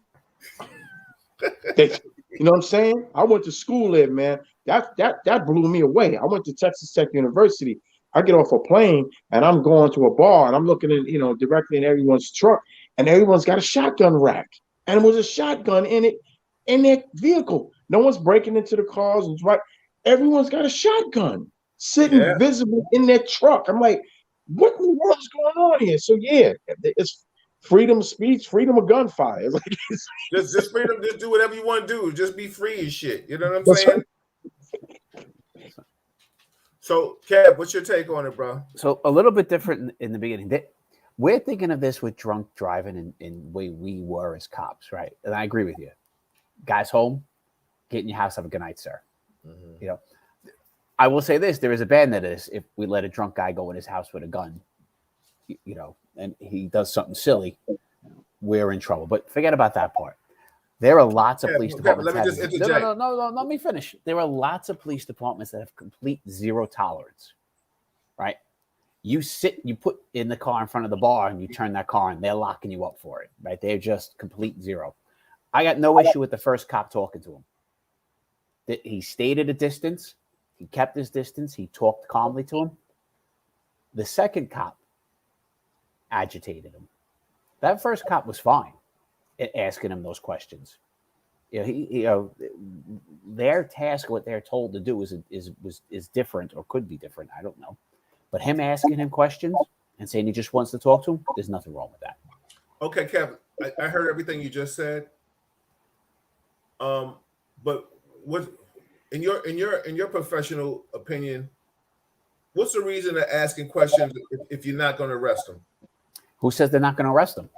That's my point. They were trying to arrest him, and why are you arresting a dude and he's home? He's out the car. So really, you telling me, Bill, there are lots of police departments that are like this, where they are complete zero tolerance. You get in your car drunk and you start the ignition, don't even pull out, they lock you up. Done. Yeah, I'm not disputing that, bro. But what I am saying right now is that it's like and I don't want to say that you're justifying it, but you kind of are. Like you're saying, because you're giving them the benefit of the doubt. Now, what I'm not trying to say, in the commission of a crime, you do what you got to do. Now, you're saying that he was swaying and whatever, because it's obviously the officer felt that he was drunk driving, right? Or he's already calling him intoxicated. I mean, Chuck, you think, of course, he was intoxicated. I don't know if that's how his verbiage is. I agree that he probably was under the influence of alcohol. With that being said, he made it home, right? Kev, you're saying that we don't know what their jurisdiction, their protocols are. They can go back to the station house and let this go, and then get in trouble for, you didn't investigate that, you let a drunk driver go. Like, but the thing is, who knows about it? There's a 911 call. I didn't hear that. I'll get you at the beginning. I'll find it. I mean, you can play it again. I mean, I don't care for those that are chiming in. Shout out to everybody. It says right the thing. They're dispatched to a 911 call from a neighbor for reckless driving of this guy. Okay, so it's on. There is a record of what they're there for. So, like I said, I have no issue with that. First officer kept his distance, talked calmly, was having a conversation. Doesn't mean he's going to arrest him in the long run. He's completely in his right to talk to him. My thing is, what do you want to talk about? See. Yeah, he might be arresting him, Bill. If that guy's drunk and he drove, it's legal to arrest him. Kev, listen. Full transparency, real talk.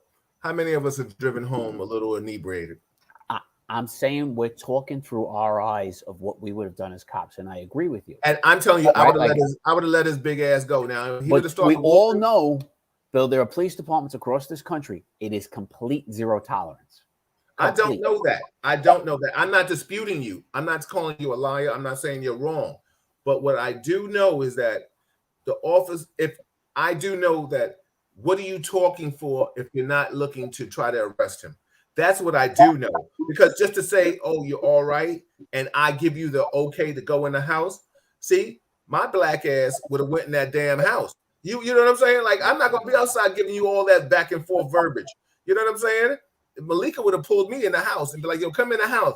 To sit outside and all that talking and shit. And this is my point. If the officer, if you're trying to arrest, then that's why you're talking. Now, yes, was the officer calm? The officer was calm and he was articulate. He did everything protocol right. Did the other female officer kind of escalated? Yeah, she turned him up a notch. But the bottom line is he had the mental kicking ass anyway. I don't know what he was so mad and tight about. Maybe he just hates officers. Maybe he's tired of seeing what we try to correct on Real Talk. But the bottom line is he was not having it. He did not want to be. He didn't want any parts of it. And the bottom line is, like Alicia said, she said she agreed with you, Kevin. But she says, why did the immediate shoot? When he stepped off the stoop? That's the whole thing. Because they were behind cover. I'm going to before that. I'm not happy with the female officer. I'm not happy with the first shot. Right? Let's clear that up. Right. But having that conversation, that cop, for whatever whether he's going to arrest him or not, is absolutely fine. No, I'm not disputing the dialogue, but the issue is this. Like you said, it's a radio run. How many times have we said condition corrected? Right? But we worked in a different job in a different era, right? My friend. How many times have we said, once again, yes, maybe every police department at some point has a legalistic mindset that they have a zero tolerance. But we also know that every police department tells you very clearly to use discretion, right? As a police officer, to use discretion. There's a certain latitude where we get to use discretion. So if I got a radio run and it says very clearly that I have a reckless driver. Now, it's reckless driving, depending on what the circumstances are. Let's say the guy was just driving erratic. That's kind of what? Maybe like a summons in our world? I don't know. What is it? Is it you write him a piece of paper? I don't know what that is. But it's not something where, in fact, if he didn't create or cause any type of reckless environment where he may have hit a car, he may have hit a pedestrian, he was just driving erratic, whatever, because he was drunk, he's getting home. Once he gets on his stoop, and I know for a fact he's home, guess what? Oh, yeah, condition corrected, 90Z, 90X, whatever those freaking radio codes are, and that kills it. You know what I'm saying? He's at his door. It's nothing for me to talk to him about. Yo, my man, you home? Yeah. Oh, no, you at home? Oh, you good? All right. No, I'm just checking on you. All right. Just want to make sure everything is good. We solid. All right. No problem. And guess what? I'll give him some bullshit at disposition. Let his big black ass go to hell inside. I don't want no problems with this 8. Get him in. I don't know. He's a big dude. I don't want no problems with this cat. Go inside, man. Yo, listen, like you said, I would have been like, yo, my man, you know, next time, or yo, you inside, get your punk ass inside. You know what I'm saying? Yeah, because the bottom line is he's home. He's home. Let me tell you something. People, if like, and I'm going to say this, Kevin, I know you talk about zero tolerance, and I'm not disputing any of that. But if that was the judge's son, his little ass would have got off, and he would have walked inside. I'm just saying, but the bottom line is, I don't know who called, what they saw him doing, what he didn't do. I'm not even saying he's innocent in any regards. What I am saying is that for him to be at that door, and then that officer still talking about, I want to talk to you. There's nothing to talk about. Money. You live there? F you, officer. All right. Next time I know I may be zeroing in on his ass. You know what I'm saying? But you got this one, dog. You got this one, because the bottom line is you're home. Now, we don't know why the officer wants to talk to him. You know, what do you want to just find out if he's coherent? The bottom line is he's out his car now. You're gonna really arrest him and give him, like you said, Chuck, give him a ticket now. He's out his car. When you see me, you didn't see the infraction or the crime. So the bottom line is you're going off hearsay. You know what I'm saying? No, he admitted to driving home, so you don't have hearsay. You have him saying, "I just drove home. I just." Yeah, but he did. But they didn't see it. They didn't see him drive reckless. You don't have. If he's drunk at this moment, if you could tell he's drunk, you can absolutely arrest him for drunk driving. Is that true, Truck? I mean, y'all both bosses. Y'all supervisors. I don't know. But if he's out of his car, once he gets out of it, I think there has to be, I think, a two-pronged thing where he has to be physically in the vehicle, getting in, and once he turns it on, you could see that he's inebriated. That's one thing. But once he gets out of the car, he's parked, he's in front of his house. Okay, he's drunk while walking. At that point, he's not in his car anymore. He's not in the vehicle. He doesn't have that as the vehicle or the instrument that could create or cause any type of harm or damage to someone because he's out of the car at that point. Yeah, Kev, I don't think you can arrest somebody in the past for driving drunk. You absolutely can. Absolutely can. He drove drunk, right? Like if you could prove he was in that car just drove, which he just said. Yeah, but once again, I just drove. Right, I drove home by his own admission. But the 911 call was a neighbor who said she saw him driving a ride, so she must have saw him pull up into the driveway on a slant or something. Yeah, if he's drunk now and he just said he just got home, you can. Is it the best case? No. Pulling him over while he's swerving, hitting, right meters, parking meters is better case, but you can arrest him. Well, I'm not disputing you at all. I will still go with the first officer was fine. Second officer escalated it, and this turned into a shit show. The show second officer definitely escalated, but she overstepped her bounds. Yeah. Right? I don't know. It's hard to see anybody in there. I don't know if she's a supervisor, if there's more senior, but that guy had control. It was calm. And then she just started screaming, and it went haywire. Yeah, let me just read some of the comments. I see you, Jermaine, Billy Council in the building. What's going on, everybody? Alicia said, I agree with you, Kevin, on those points, but why did the immediately shoot when he stepped off the stoop? She also said the response seemed extreme. Kevin, she said, do you feel about, she says, how do you feel about the shooting? I said that. Shouldn't have shot. I've rewatched the video. Yeah, he stepped down.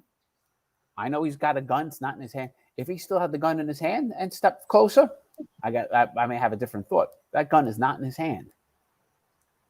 There's still you feel they she shouldn't have shot first. Okay, no. Right. Okay. Now, my understanding is it was a non-lethal.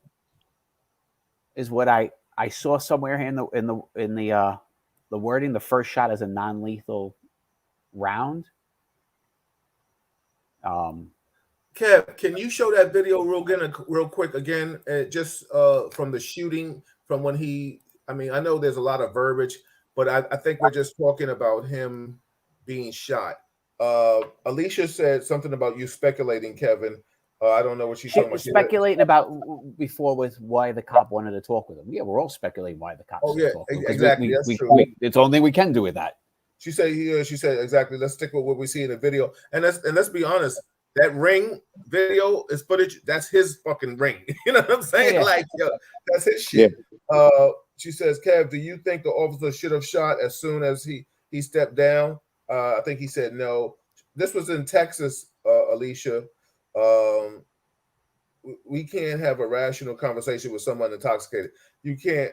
We also saw within Atlanta that I think that black man that was in McDonald's and that officer, he took their tasers, beat the cop's ass, and they ran and they shot him, and he was running with the taser. So he was coherent enough to communicate, but the bottom line is the person just wanted to arrest him. Collins said he was out of his car, no threat to himself or anyone. It should have ended right there. I agree with you on that, Collins. We got my man Phil chiming in from YouTube. He says, just because you can do something, that doesn't always mean you should. I don't disagree with any of that. Like I said, I need to know more about, but I know enough police departments where they're just completely, zero tolerance. Everybody, he was just talking. I actually would have thought the first cop earlier on, when the guy had the gun in his hand, had more of a justification to shoot him. Yeah. Well, yeah. Right, when he pulled it out of his pocket and it's in his hand. Yeah. Yeah. You know. I mean, just for disclaimer, everybody, that if you're sensitive to this, please turn away. We're going to show a shooting. All right, so we're going to try to find it. And what's this caption say right here, Kevin? We pulled the weapon to return fire. Self-defense. Ultimately, Mr. Williams was shot 7 times, and although he survived, he has been charged with 3 separate aggravated assault charges on the police officer. I'm not you want to deal with. Shut up! Shut your ass up! Shut your ass up! Let me talk to this man here. Ass up! Get your ass up! Kevin, can you pause it right there? He's saying, "Let me talk to this man." So, Kevin, this goes to what you were saying about her escalating it, right? Yep. He's like, "I'll talk to this man, but I won't go." Go ahead, Kevin. Get on my property! Get on my property! Get ass off! Hey, listen, calm down. Listen, get your ass off my property! Tom, no!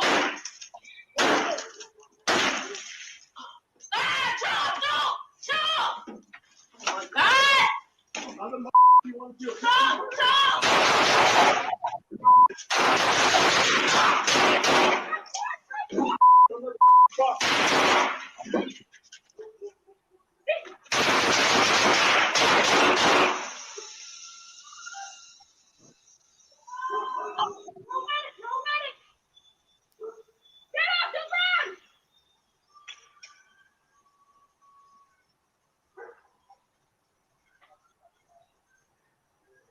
Like I said, I think it says somewhere in here that they shot him.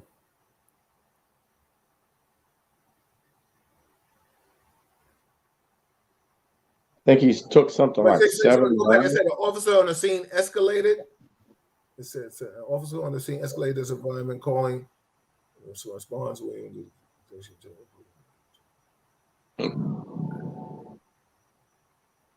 Yeah, I thought I had read somewhere. Maybe I have to. Listen to me. Put your camera on. Go. Get off my property. You and the I'm about to deal with. I'm gonna take your shirt up. I'm gonna take your shirt up, property. I didn't do you nothing. I didn't do you nothing. No, I'm not. Calm down. Yes. Okay, I just want to talk to him, okay? You don't want to talk to me about nothing. At this point, I don't want shit to happen. I just want to talk to him. Me about nothing. At this point, I don't want. Yeah, I want to. Somewhere I thought I read that it was a non-lethal round she fired first. Job you got? What record job you got? No. Hey, sir. Hey, sir. You with the wrong people. I just want to talk to you. What you want to talk about? Alicia said it looks like they shot him 3 times before he even pulled out his gun. Yeah, maybe so. Yeah. I'm not leaving y'all here. No. I'm not leaving y'all like this. Let me tell you something right there. Pause it, Kevin, right there. As his wife, I would have pulled his ass in the side, whatever Mr. Williams' name is, Bernie. Bring your punk ass inside. Listen, you know what I'm saying? Like, yo, dog, come on, yo, the motherfucking police out there. Bring your ass inside, dog. You know what I'm saying? And believe me, I'm sure she my motherfucking bathrobe, my towel. Yeah. Come on, I ain't got time to be playing Sometimes with we you. got to let our pride go. Absolutely. And you know, all right. So yeah, the female officer on the other side escalated. The female on this side didn't do her job to help de-escalate her husband, right? Like you know, sometimes you just gotta say, it ain't worth it. It ain't worth it. Yo, gotta go. Do you? Alicia said, "Do we know if the first few shots were with a non-lethal weapon?" No, I don't think we know that at all, Alicia. Shout out to Alicia in the building. Yeah, listen, but like I said, that officer said, he said, "I want to talk to you." I don't know what you want to talk to me. No, listen, I mean, me personally, what are you going to say? I just want to know you're home safe. I want to know what do you want to talk about? To me, there isn't anything to talk about once he's out that car, Kevin. To what you might have read, and maybe in the captions or the comments. I'm not disputing that, but right now, from what we're reading, it doesn't say that it was a 911 call. So I'm going with the gist of. It says it on the video. You got? No. Where's it at? I don't see it. I'll go right in the beginning. Hang on. Yeah, in the beginning. In the beginning, it says it's a 911 call from a neighbor. On February 2nd, it was to the home and telling respond to a neighbor calling police over reckless driving. Okay, let me tell you something. What was he doing, popping wheelies? Because how can a neighbor? I mean, let's I mean, right, Chuck? I mean, think about this, Kevin. Like, what was he popping wheelies? He's doing indoor. About him driving home. You can't see me driving home. You can see me parking. You can't see me driving home unless I hit a garbage can. You were standing outside, drinking or chilling yourself, smoking a cigarette. You see me coming home. Unless, go ahead, Kev. He got hit with the first round was a beanbag. I'm reading news articles on him. Okay. Okay. So the first round was a beanbag, but let's be realistic with this, fellas. To see something, right? Yeah. To honestly see something, him driving reckless, we would have to be standing outside, right? Now you call 911, unless where are they? I mean, they could have been in the vicinity, real close, or whatever the case may be. But how do you get there that fast? Because if you look at this dude, he's taking his jacket off. He's about to go upstairs and go to the bathroom. You know what I'm saying? This dude about to go upstairs and go to the bathroom and relieve himself. Like Phil said, dude should have just went inside his home, and this could have been all avoided. I totally agree. She said, "Why did this officer shoot?" Phil said, "Why did the officer shoot him in the first place?" Yeah, I mean, I think that's something Alicia also said.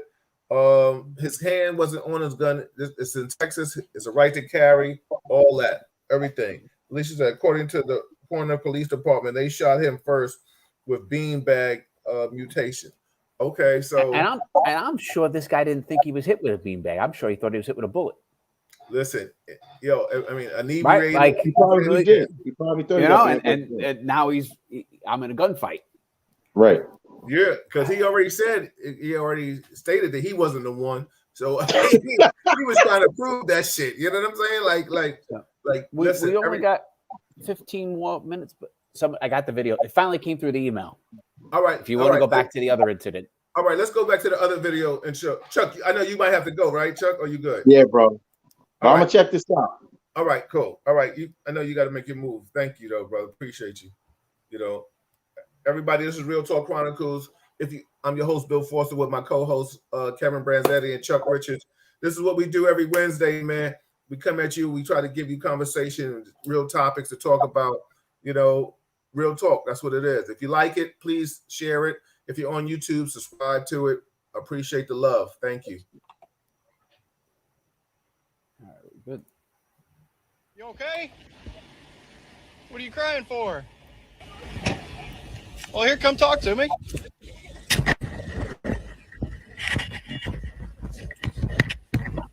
What's wrong? How come you're crying and you're barefoot? I'm just trying. Where do you live at? What's your address? 55, so I'm out at Rambling and Rustic with that female. Slow down and talk to me. Okay, okay. You're not in trouble, but you gotta stay right here, okay? You can't go walking off, okay? Just you gotta stay right here, okay? Okay, why are you hurting me? I'm not. Can I call my mom? I'm 18. You're 18? Where's your mom live? Can I call her? I don't want you to hurt me. You can't walk off. I'm not gonna hurt you, okay? But you can't walk off like that, okay? I don't want you to hurt me. I'm not gonna hurt you, okay? I'm here to make sure you're okay. You can get in the grass, it's fine. So we got a call that you were jumping out in front of cars, so I can't let you go walking off on me now, okay? So where do you live? Okay, so you can't go anywhere, okay? You gotta talk to me. Okay? Let me call my sister. I don't want you to hurt me. I'm not gonna hurt you, okay? Okay. Stop pulling away. I don't want you to hurt me. Pulling away, I gotta put you in handcuffs, though. Okay? Stop pulling away. That's where this shit went wrong. You're hurting me already. Right? You're hurting me already. You're hurting me.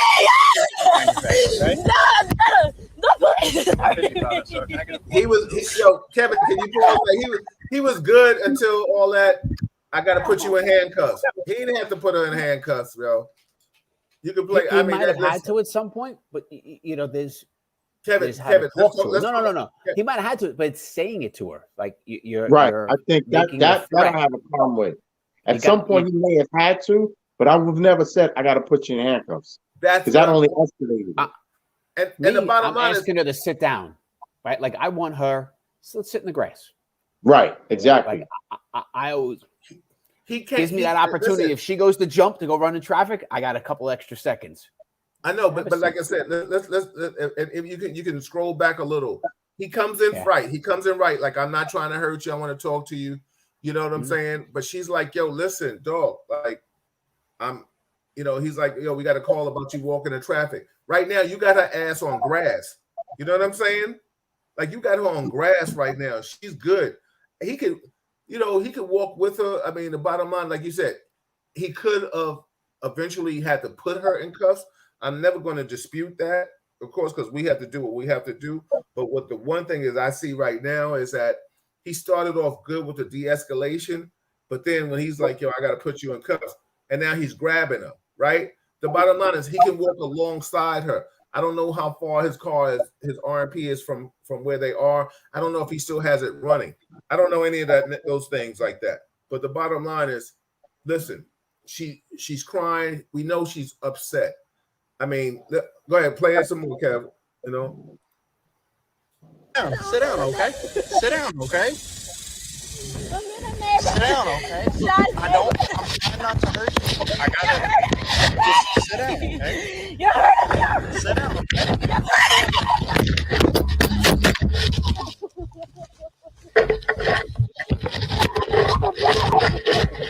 That's not the body cannabis on the ground.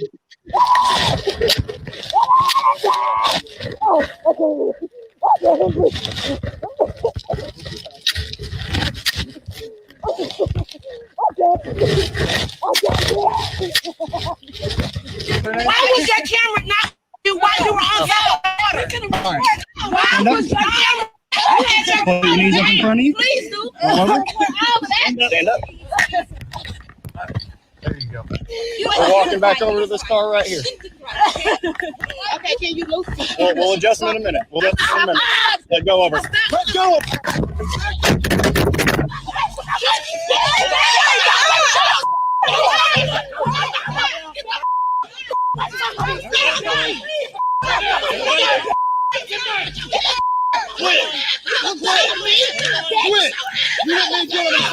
And I didn't touch you. I touched my daughter when she said they were too tight. I did not touch you. You were pulling your daughter away. I wasn't pulling her away. You were. Sir, was I pulling her when I told you to put you loose in the cuffs? Was I pulling her away? I was just touching her to calm her down. And when I moved back, stab me. No, you pushed me. That I did. I pushed you back. You can't be holding on to her like that, okay?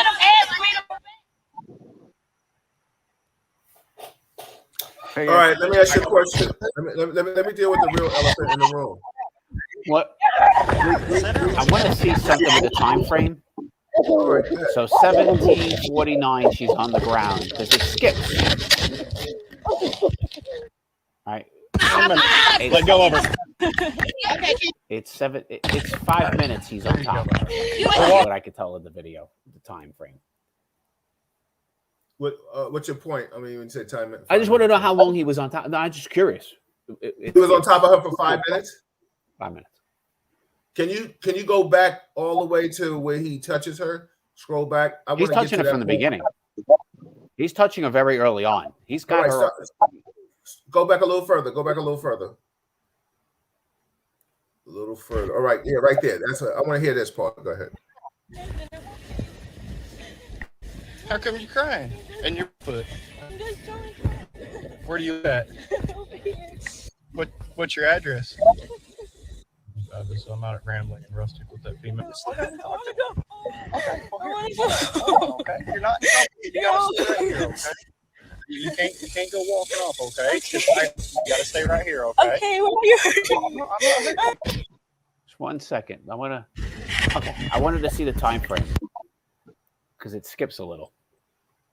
Just let him talk to me. Okay, well, hold on, okay? You're not in trouble. You gotta stay right here, okay? So can you pause it right now, Kevin? Let me ask both of you your opinion on this.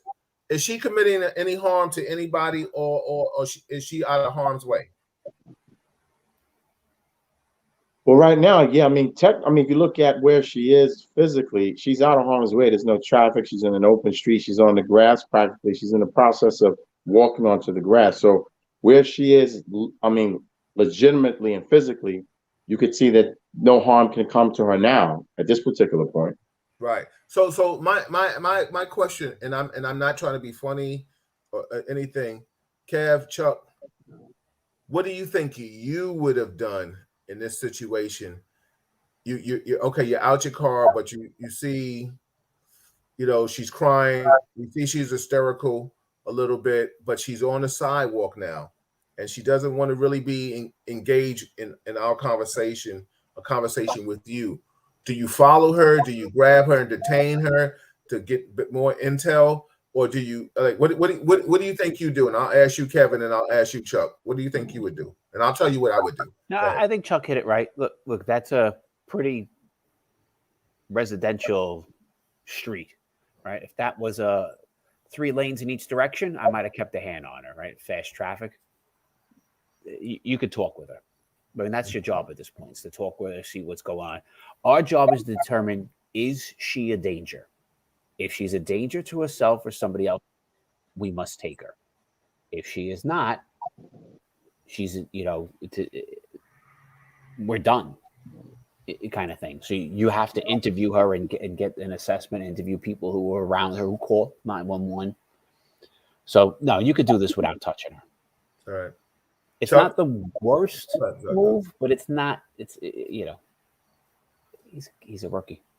Yeah, and you know what's so funny, Kev? I agree with you. I mean, maybe grabbing the elbow. We grab the upper arm. Not the hand. It's obviously she does it. She, just for law enforcement's sake. Everybody, it is so hard for law enforcement officers sometimes to do certain things like this, because so many different things come to play. She sees a white officer, she doesn't want to be touched. She sees the uniform, she doesn't want to be touched. She sees a black officer, she doesn't want to be touched. So there's also the bottom line, she doesn't want to be touched. But now this is like thinking on your feet, like playing a card game or something. Do I throw out the 2 of spades or the ace of spades? You know what I'm saying? Like and I hate to reference it like this, but you have to really kind of find out how you're going to do this situation. Me personally, I'm sorry, Chuck, I didn't let you go. Go ahead, Chuck. No, go ahead, bro. No, I'm listening, man. No, please. So honestly, thinking on this situation is like, oh shit, like, yo, okay, something is wrong. I probably might have tried to go from a point of, is somebody trying to hurt her? Did she run out the house because she's barefoot? You know what I'm saying? Like, now let me get my skill, my investigative skill game up. Sit, little girl, what's wrong? What happened? Talk to me. Oh, No, first, what's wrong?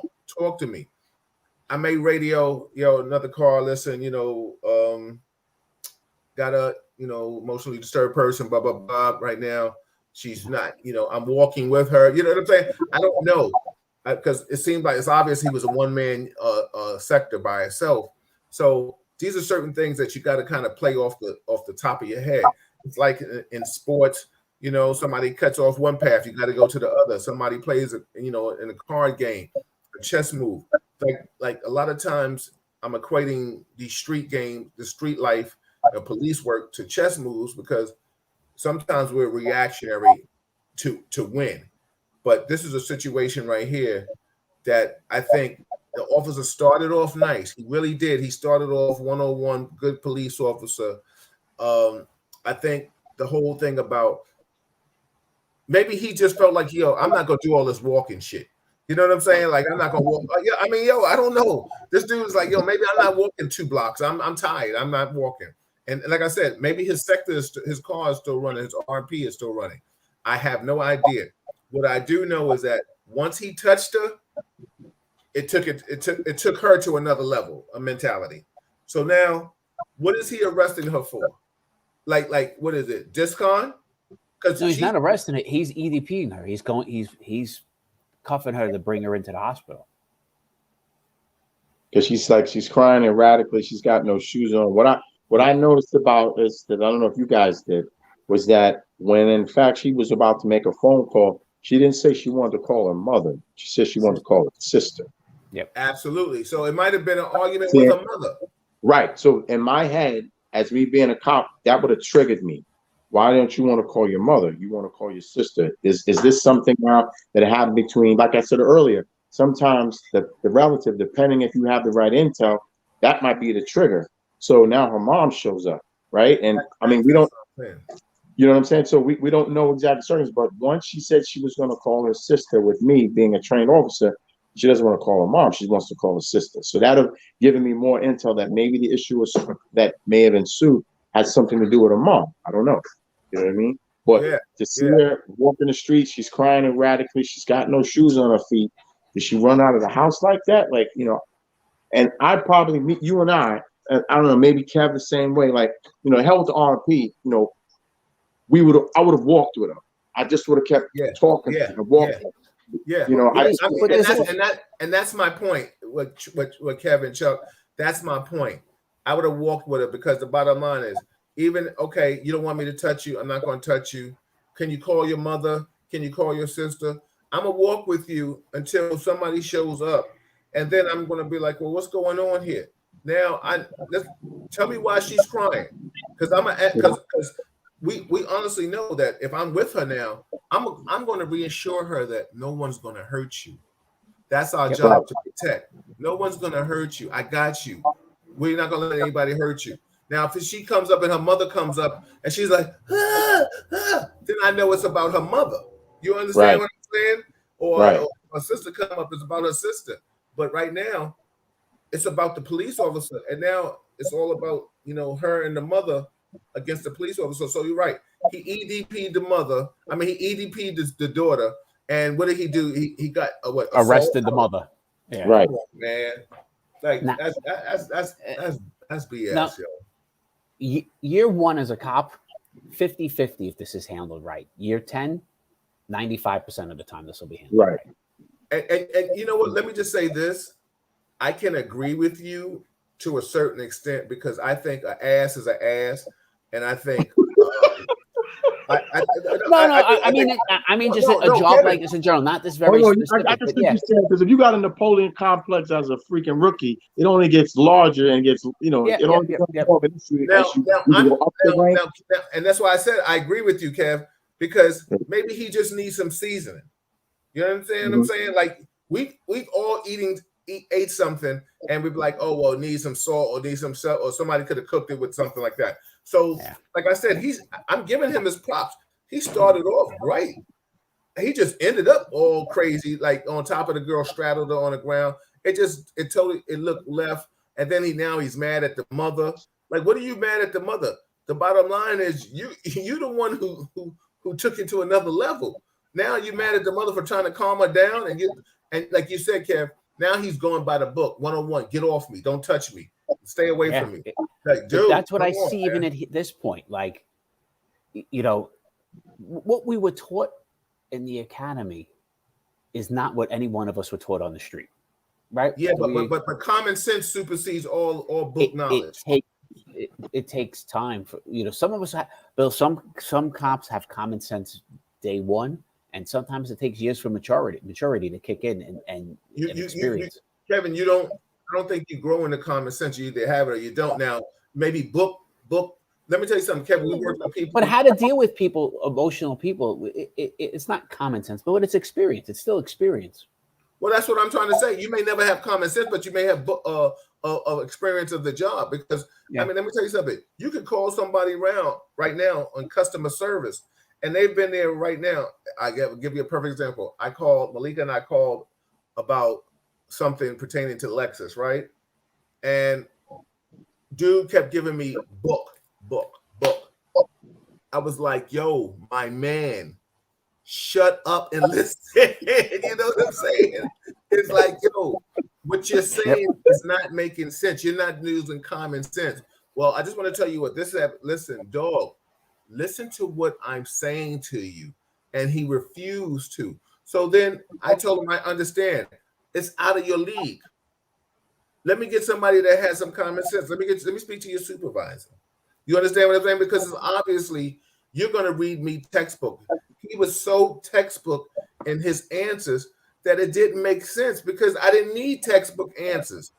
I needed some common sense. You know what I'm saying? And he refused to give me that. My man Phil said, he said 80% of the job is common sense, 20% of cops have it, you know, and he's right. You know, listen, right there, Kev, Chuck, myself, we would have pulled up and we saw homegirl crying. There isn't any threat. She's not hurting herself. She's walking in a suburban area. She's not kicking any garbage cans. She's just walking barefoot. Let me tell you something. People walk out every day to get the mail barefoot in the suburbs. You know what I'm saying? And flip flops and shit. My father was always barefoot. So that guy refused to wear shoes. I don't know. So he did. I'll send you. There's an article like he caught a perp breaking into his neighbor's house, chased the guy for blocks barefoot. He's always walking outside barefoot. You know, you think the man grew up on an island, but he grew up in Brooklyn. So. And before we get out of here, like Alicia said, she said, "Have any of you ever seen a pro use that kind of a move, a restraining move? Yo, like he was straddled on it. That was like yo, that was a crazy restraining move. That was unnecessary." And he thought he was helping her. Right, like in his head, he thinks he's protecting her. She's not going to hurt herself, but he's not. You're pinning her down like you were like Glenn Close and Michael Douglas in 9.5 weeks. like Mickey Rourke and shit. You know what I'm saying? And Lisa Bonet. Yeah, you think you're helping her? Get off, guy. You know what I'm saying? Like fucking Mario, you fucking like what's this kid? Cole, dude. You know what I'm saying? I'm done. I threw the flag. You got to pin down. I'm like, get off my daughter, you creep. Oddball. You know what I'm saying? I actually think the mother held her composure pretty well. Yeah, absolutely. You know, in the end. I don't know what that move was. And Chuck said it earlier. You don't want the person where they could spit in your face like that anyway. Like if you really think there's something. Yo, let me tell you something. What cops need to do. See what we're doing now? We didn't do this as cops, right? We didn't have a training video like this, something that was on YouTube pulled out. We sit back, we watch it, we kind of go over it and go, because it makes you better. It makes you, it's part of training, it's part of learning. This isn't done. Let me tell you something. Honestly, what would have happened for all of us that were officers back then? Back in our time, if we would have saw her, we would have let her ass go, and we would have said, "Oh, yo, let that crazy biatch go." You know what I'm saying? And we would have just been like, "Yo, she's out of harm's way. Listen, it's not harm." And that's what I'm trying to say. 90Z. Thank you. 90Z. That's real talk. Everybody in Real Talk land. We would have like, yo, let her go. She's all right. We would have followed her, hopefully to home, or her mother got to her, and we were like, yo, you got her? All right, yeah, she good. No, she's just a little upset, yo. Don't worry about it, Central. Yeah, I took away a PlayStation, something like that, You know what I'm saying? The truth is, she could really be like something real bad could be happening to this. Oh, right. Lady. Oh, true. Right. It could be one or the other. It could be anything on the end of the spectrum. But like I said, I just found it very odd that if the first person she thought about calling was her sister, she didn't say mother. I mean, they're real close to be tight with her sister, and that could be first call. There's reasons, but you're right. I heard it too, and you bury the piece of intel in the back of your brain as it's going on. Right. Yeah, like forgot the whole job here was to help her not hurt herself. Absolutely, we all agree with that, right? And I think there's cops out there we have trouble switching from. Trust me, when she just started foaming like that, defend and arrest. I would got her right off. I'd have been like, "Yo, she good, she good." Yeah. Yo, that shit coming down the side of her face. I'm good. I'm good. Yo, listen. Yeah. None of us ever wanted to go to the nobody wanted to ever go to the hospital with this. Get your daughter. I'd have been like, Mom, come get your daughter. This shit coming out of her mouth like it's like fucking Linda Blair. You know, I'm like, come on, B, word up. No, you know what I'm saying? No doubt. The job was always come home to the parent and like Alicia's, like Florence said, they should have an officer who can deal with someone who is suffering with mental emotional issues. This officer definitely was not the right one. Absolutely. She was like Alicia said. Go ahead, Kevin. I'm sorry. I've had 3 incidents having cops called for my child to my house. Right. So I've been the other side of this. I've had, cops in my home because my child was going through an episode and I needed help. Right. They were one would jumped out the second floor window. Right. By me, what they send is a mental health crisis team. So the cops do respond, but the mental health crisis team comes out as well. And they were very good sat down at the dining room table and there was a conversation. Right. De-escalated, talked twice or 3 times. In the end, I still had to go to the hospital with my kid. But it was a much different scenario. The first one, some of the cops were great.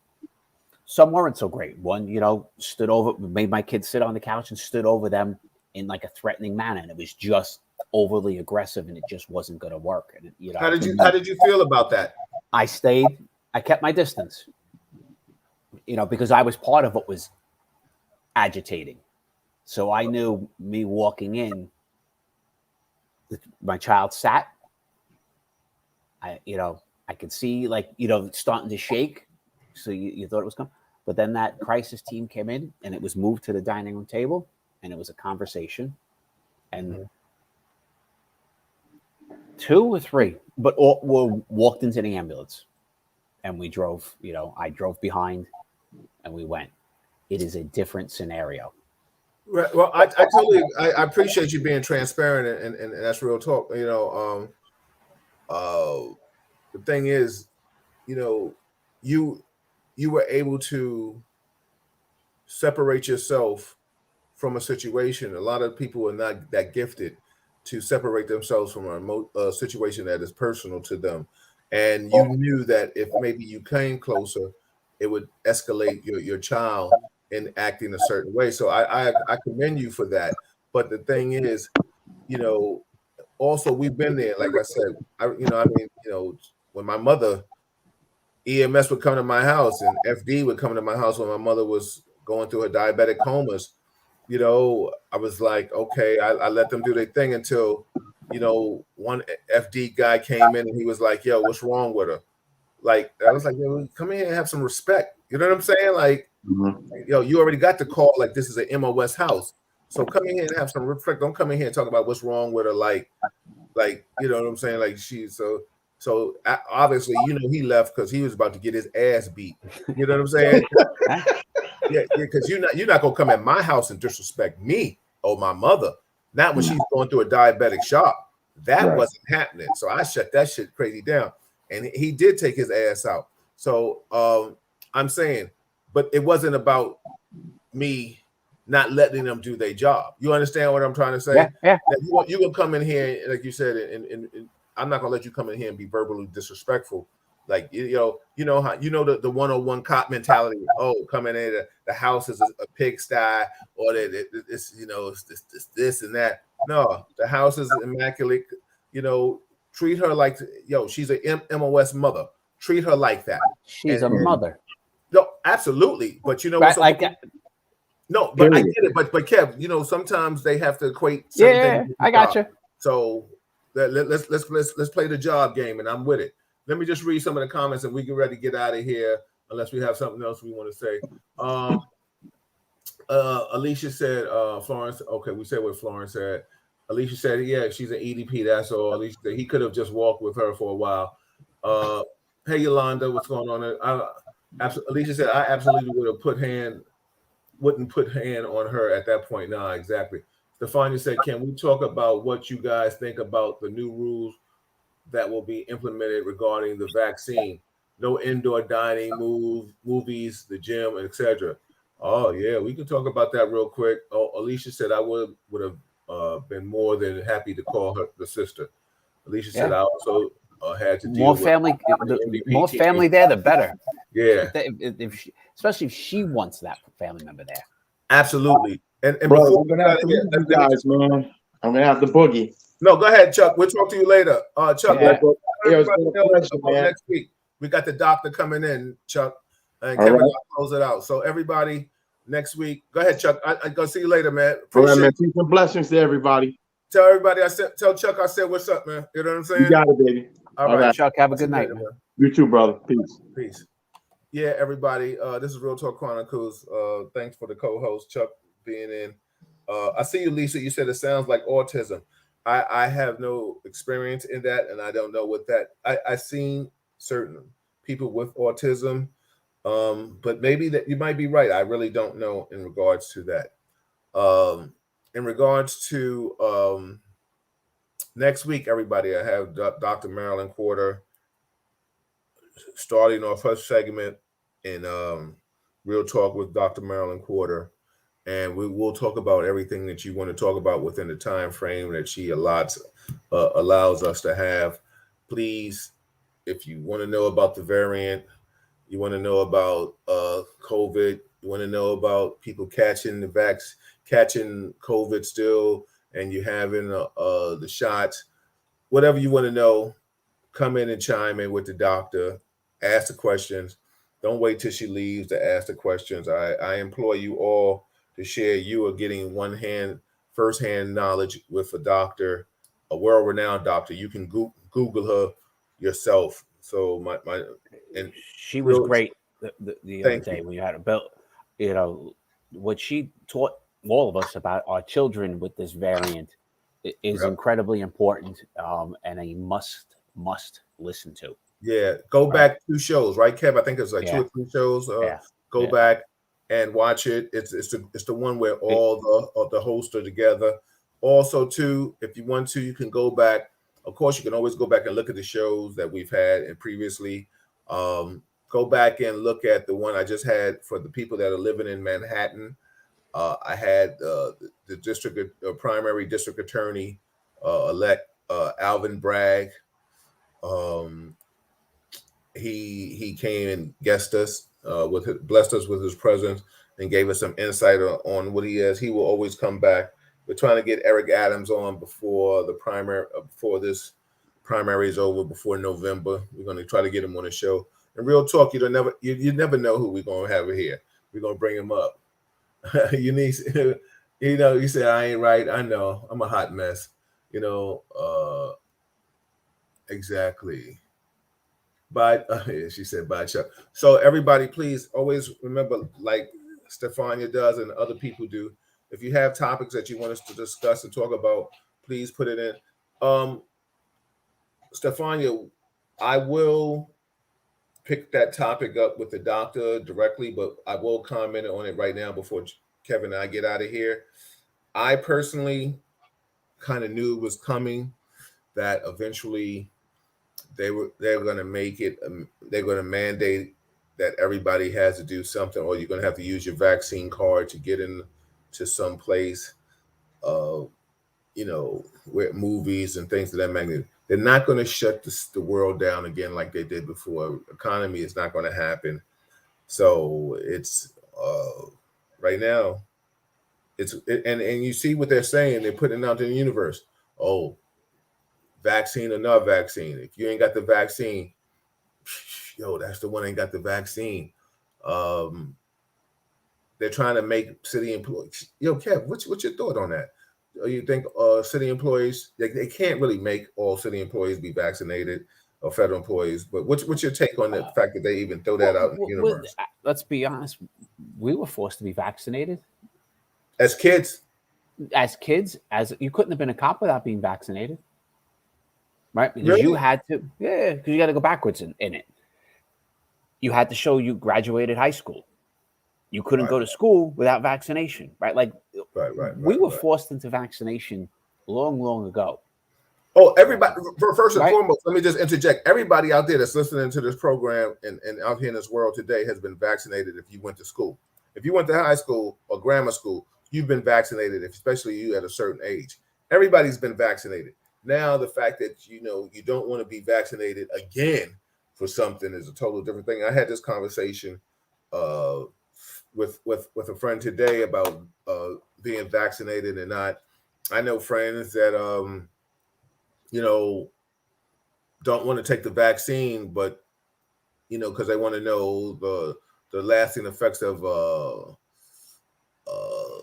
the vaccine, but they're taking medicine for high blood pressure. You don't know the lasting effects of the medicine that you're taking.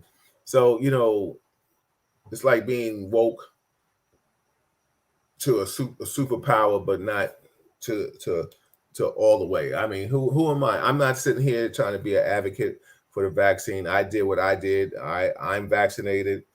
I'm not telling anybody what you got to do. But the bottom line is, are you out here wearing a mask if you're not vaccinated? And when you go to the doctor, you're gonna have to take you're gonna have to take some kind of medicine. This is Western civilization. Everybody, you holistically all the time can't just. You're gonna have to take some medicine. So knock it off. Too woke for some people. Exactly, Mark. You must be vaccinated for school, university, and military. Yeah, Alicia, that's what they're saying. They also drink soda and many smoke cigarettes. Yeah. So you're right, Kevin. I mean, there's a lot of stuff going on. We all have been vaccinated before at some time in a point in our life, and people have to understand that. So it is what it is. What's your thoughts, bro? Yeah, look. I wish everybody would just get vaccinated. I get it. I think this is a good move temporarily, right? If we say we're going to do this for 3 months or 6 months and say, hey, everybody who's vaccinated, you can go to ball games, you can go, to a club, you can go get, and the people who don't want to be vaccinated, that's, on them. I mean, the bottom line is, I'm not mad at it. If you don't want to be vaccinated, stay your ass home. You know what I'm saying? Because the thing is, at the moment, the argument is, well, if you're vaccinated, you're safe. So what do you care if I'm not? Well, what I care is, we don't have vaccines yet for my kids, my young ones. Right. So I don't want to catch what you're too silly to afraid of. Right. Exactly. I bring it to my kids, as we're learning from the doctor. The Delta variant's a bit more dangerous for children, as the previous variants weren't. This one is. Yeah.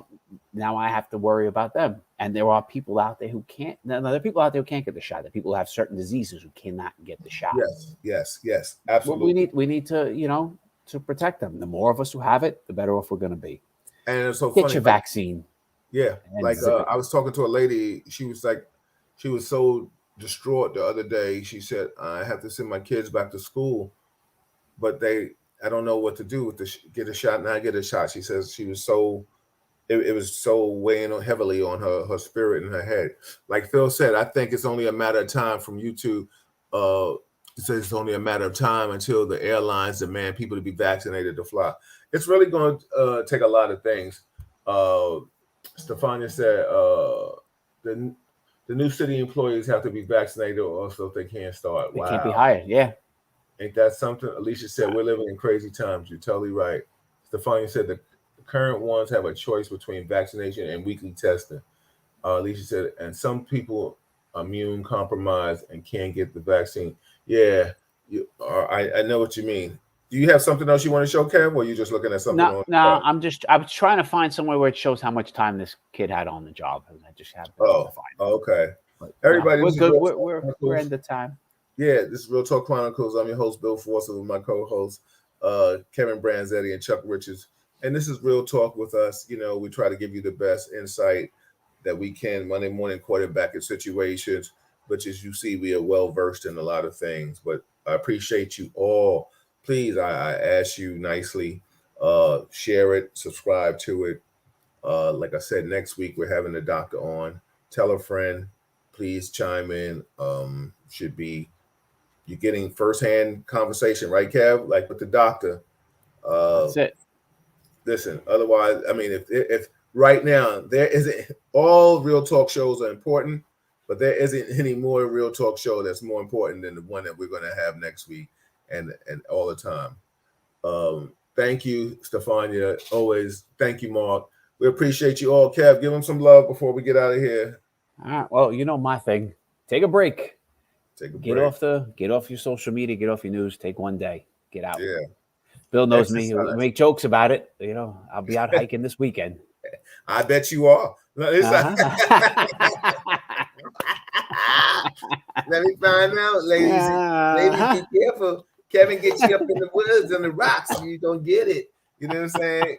Good night, Eunice. Oh, Jesus. Another great session. Thank you, Alicia. Appreciate you. Everybody, listen, all I ask, if you can do anything, stay positive, stay around positive people, protect yourself. Listen, there's a lot of negativity going on. We're not even talking about all the shootings that are happening around the world. I got some stats. I think I tried to pass them on to Kevin and Chuck earlier. 19 people got shot in New York over the weekend. Unacceptable. The mayor coming in. Hopefully, Eric, he has a lot of work to do. I also had, like I said, Alvin Bragg on. Go back and listen to that show and see what you think. Phil said, I think it's only a matter of time. Oh, yeah, I read that aspect. Thank you all the people that chimed in on YouTube. Everybody, love you guys. Thank you for supporting us. Appreciate it. We're already over a year doing Real Talk Chronicles on this thing. So is that something you want to show before we get out of here, Kevin? Nope. That's you climbing rocks. That's no rock climbing pictures. Exactly. We got next week. I think we'll show it. A lieutenant was shot in New York City over the weekend. We wanted to show how difficult this job is. We'll show that next week, just to start off, to let you know that this job can really put some pressure on your back, and you got to still watch your six all the time. But everybody out there, be careful, be nice, do nice stuff to each other. Maybe if you spread some love, somebody will spread some love, and we could just all be better people. I'm your host, Bill Forster. That's Kevin Branzetti. We are out of here. Good night. Real Talk. See you. Good night, all. All right.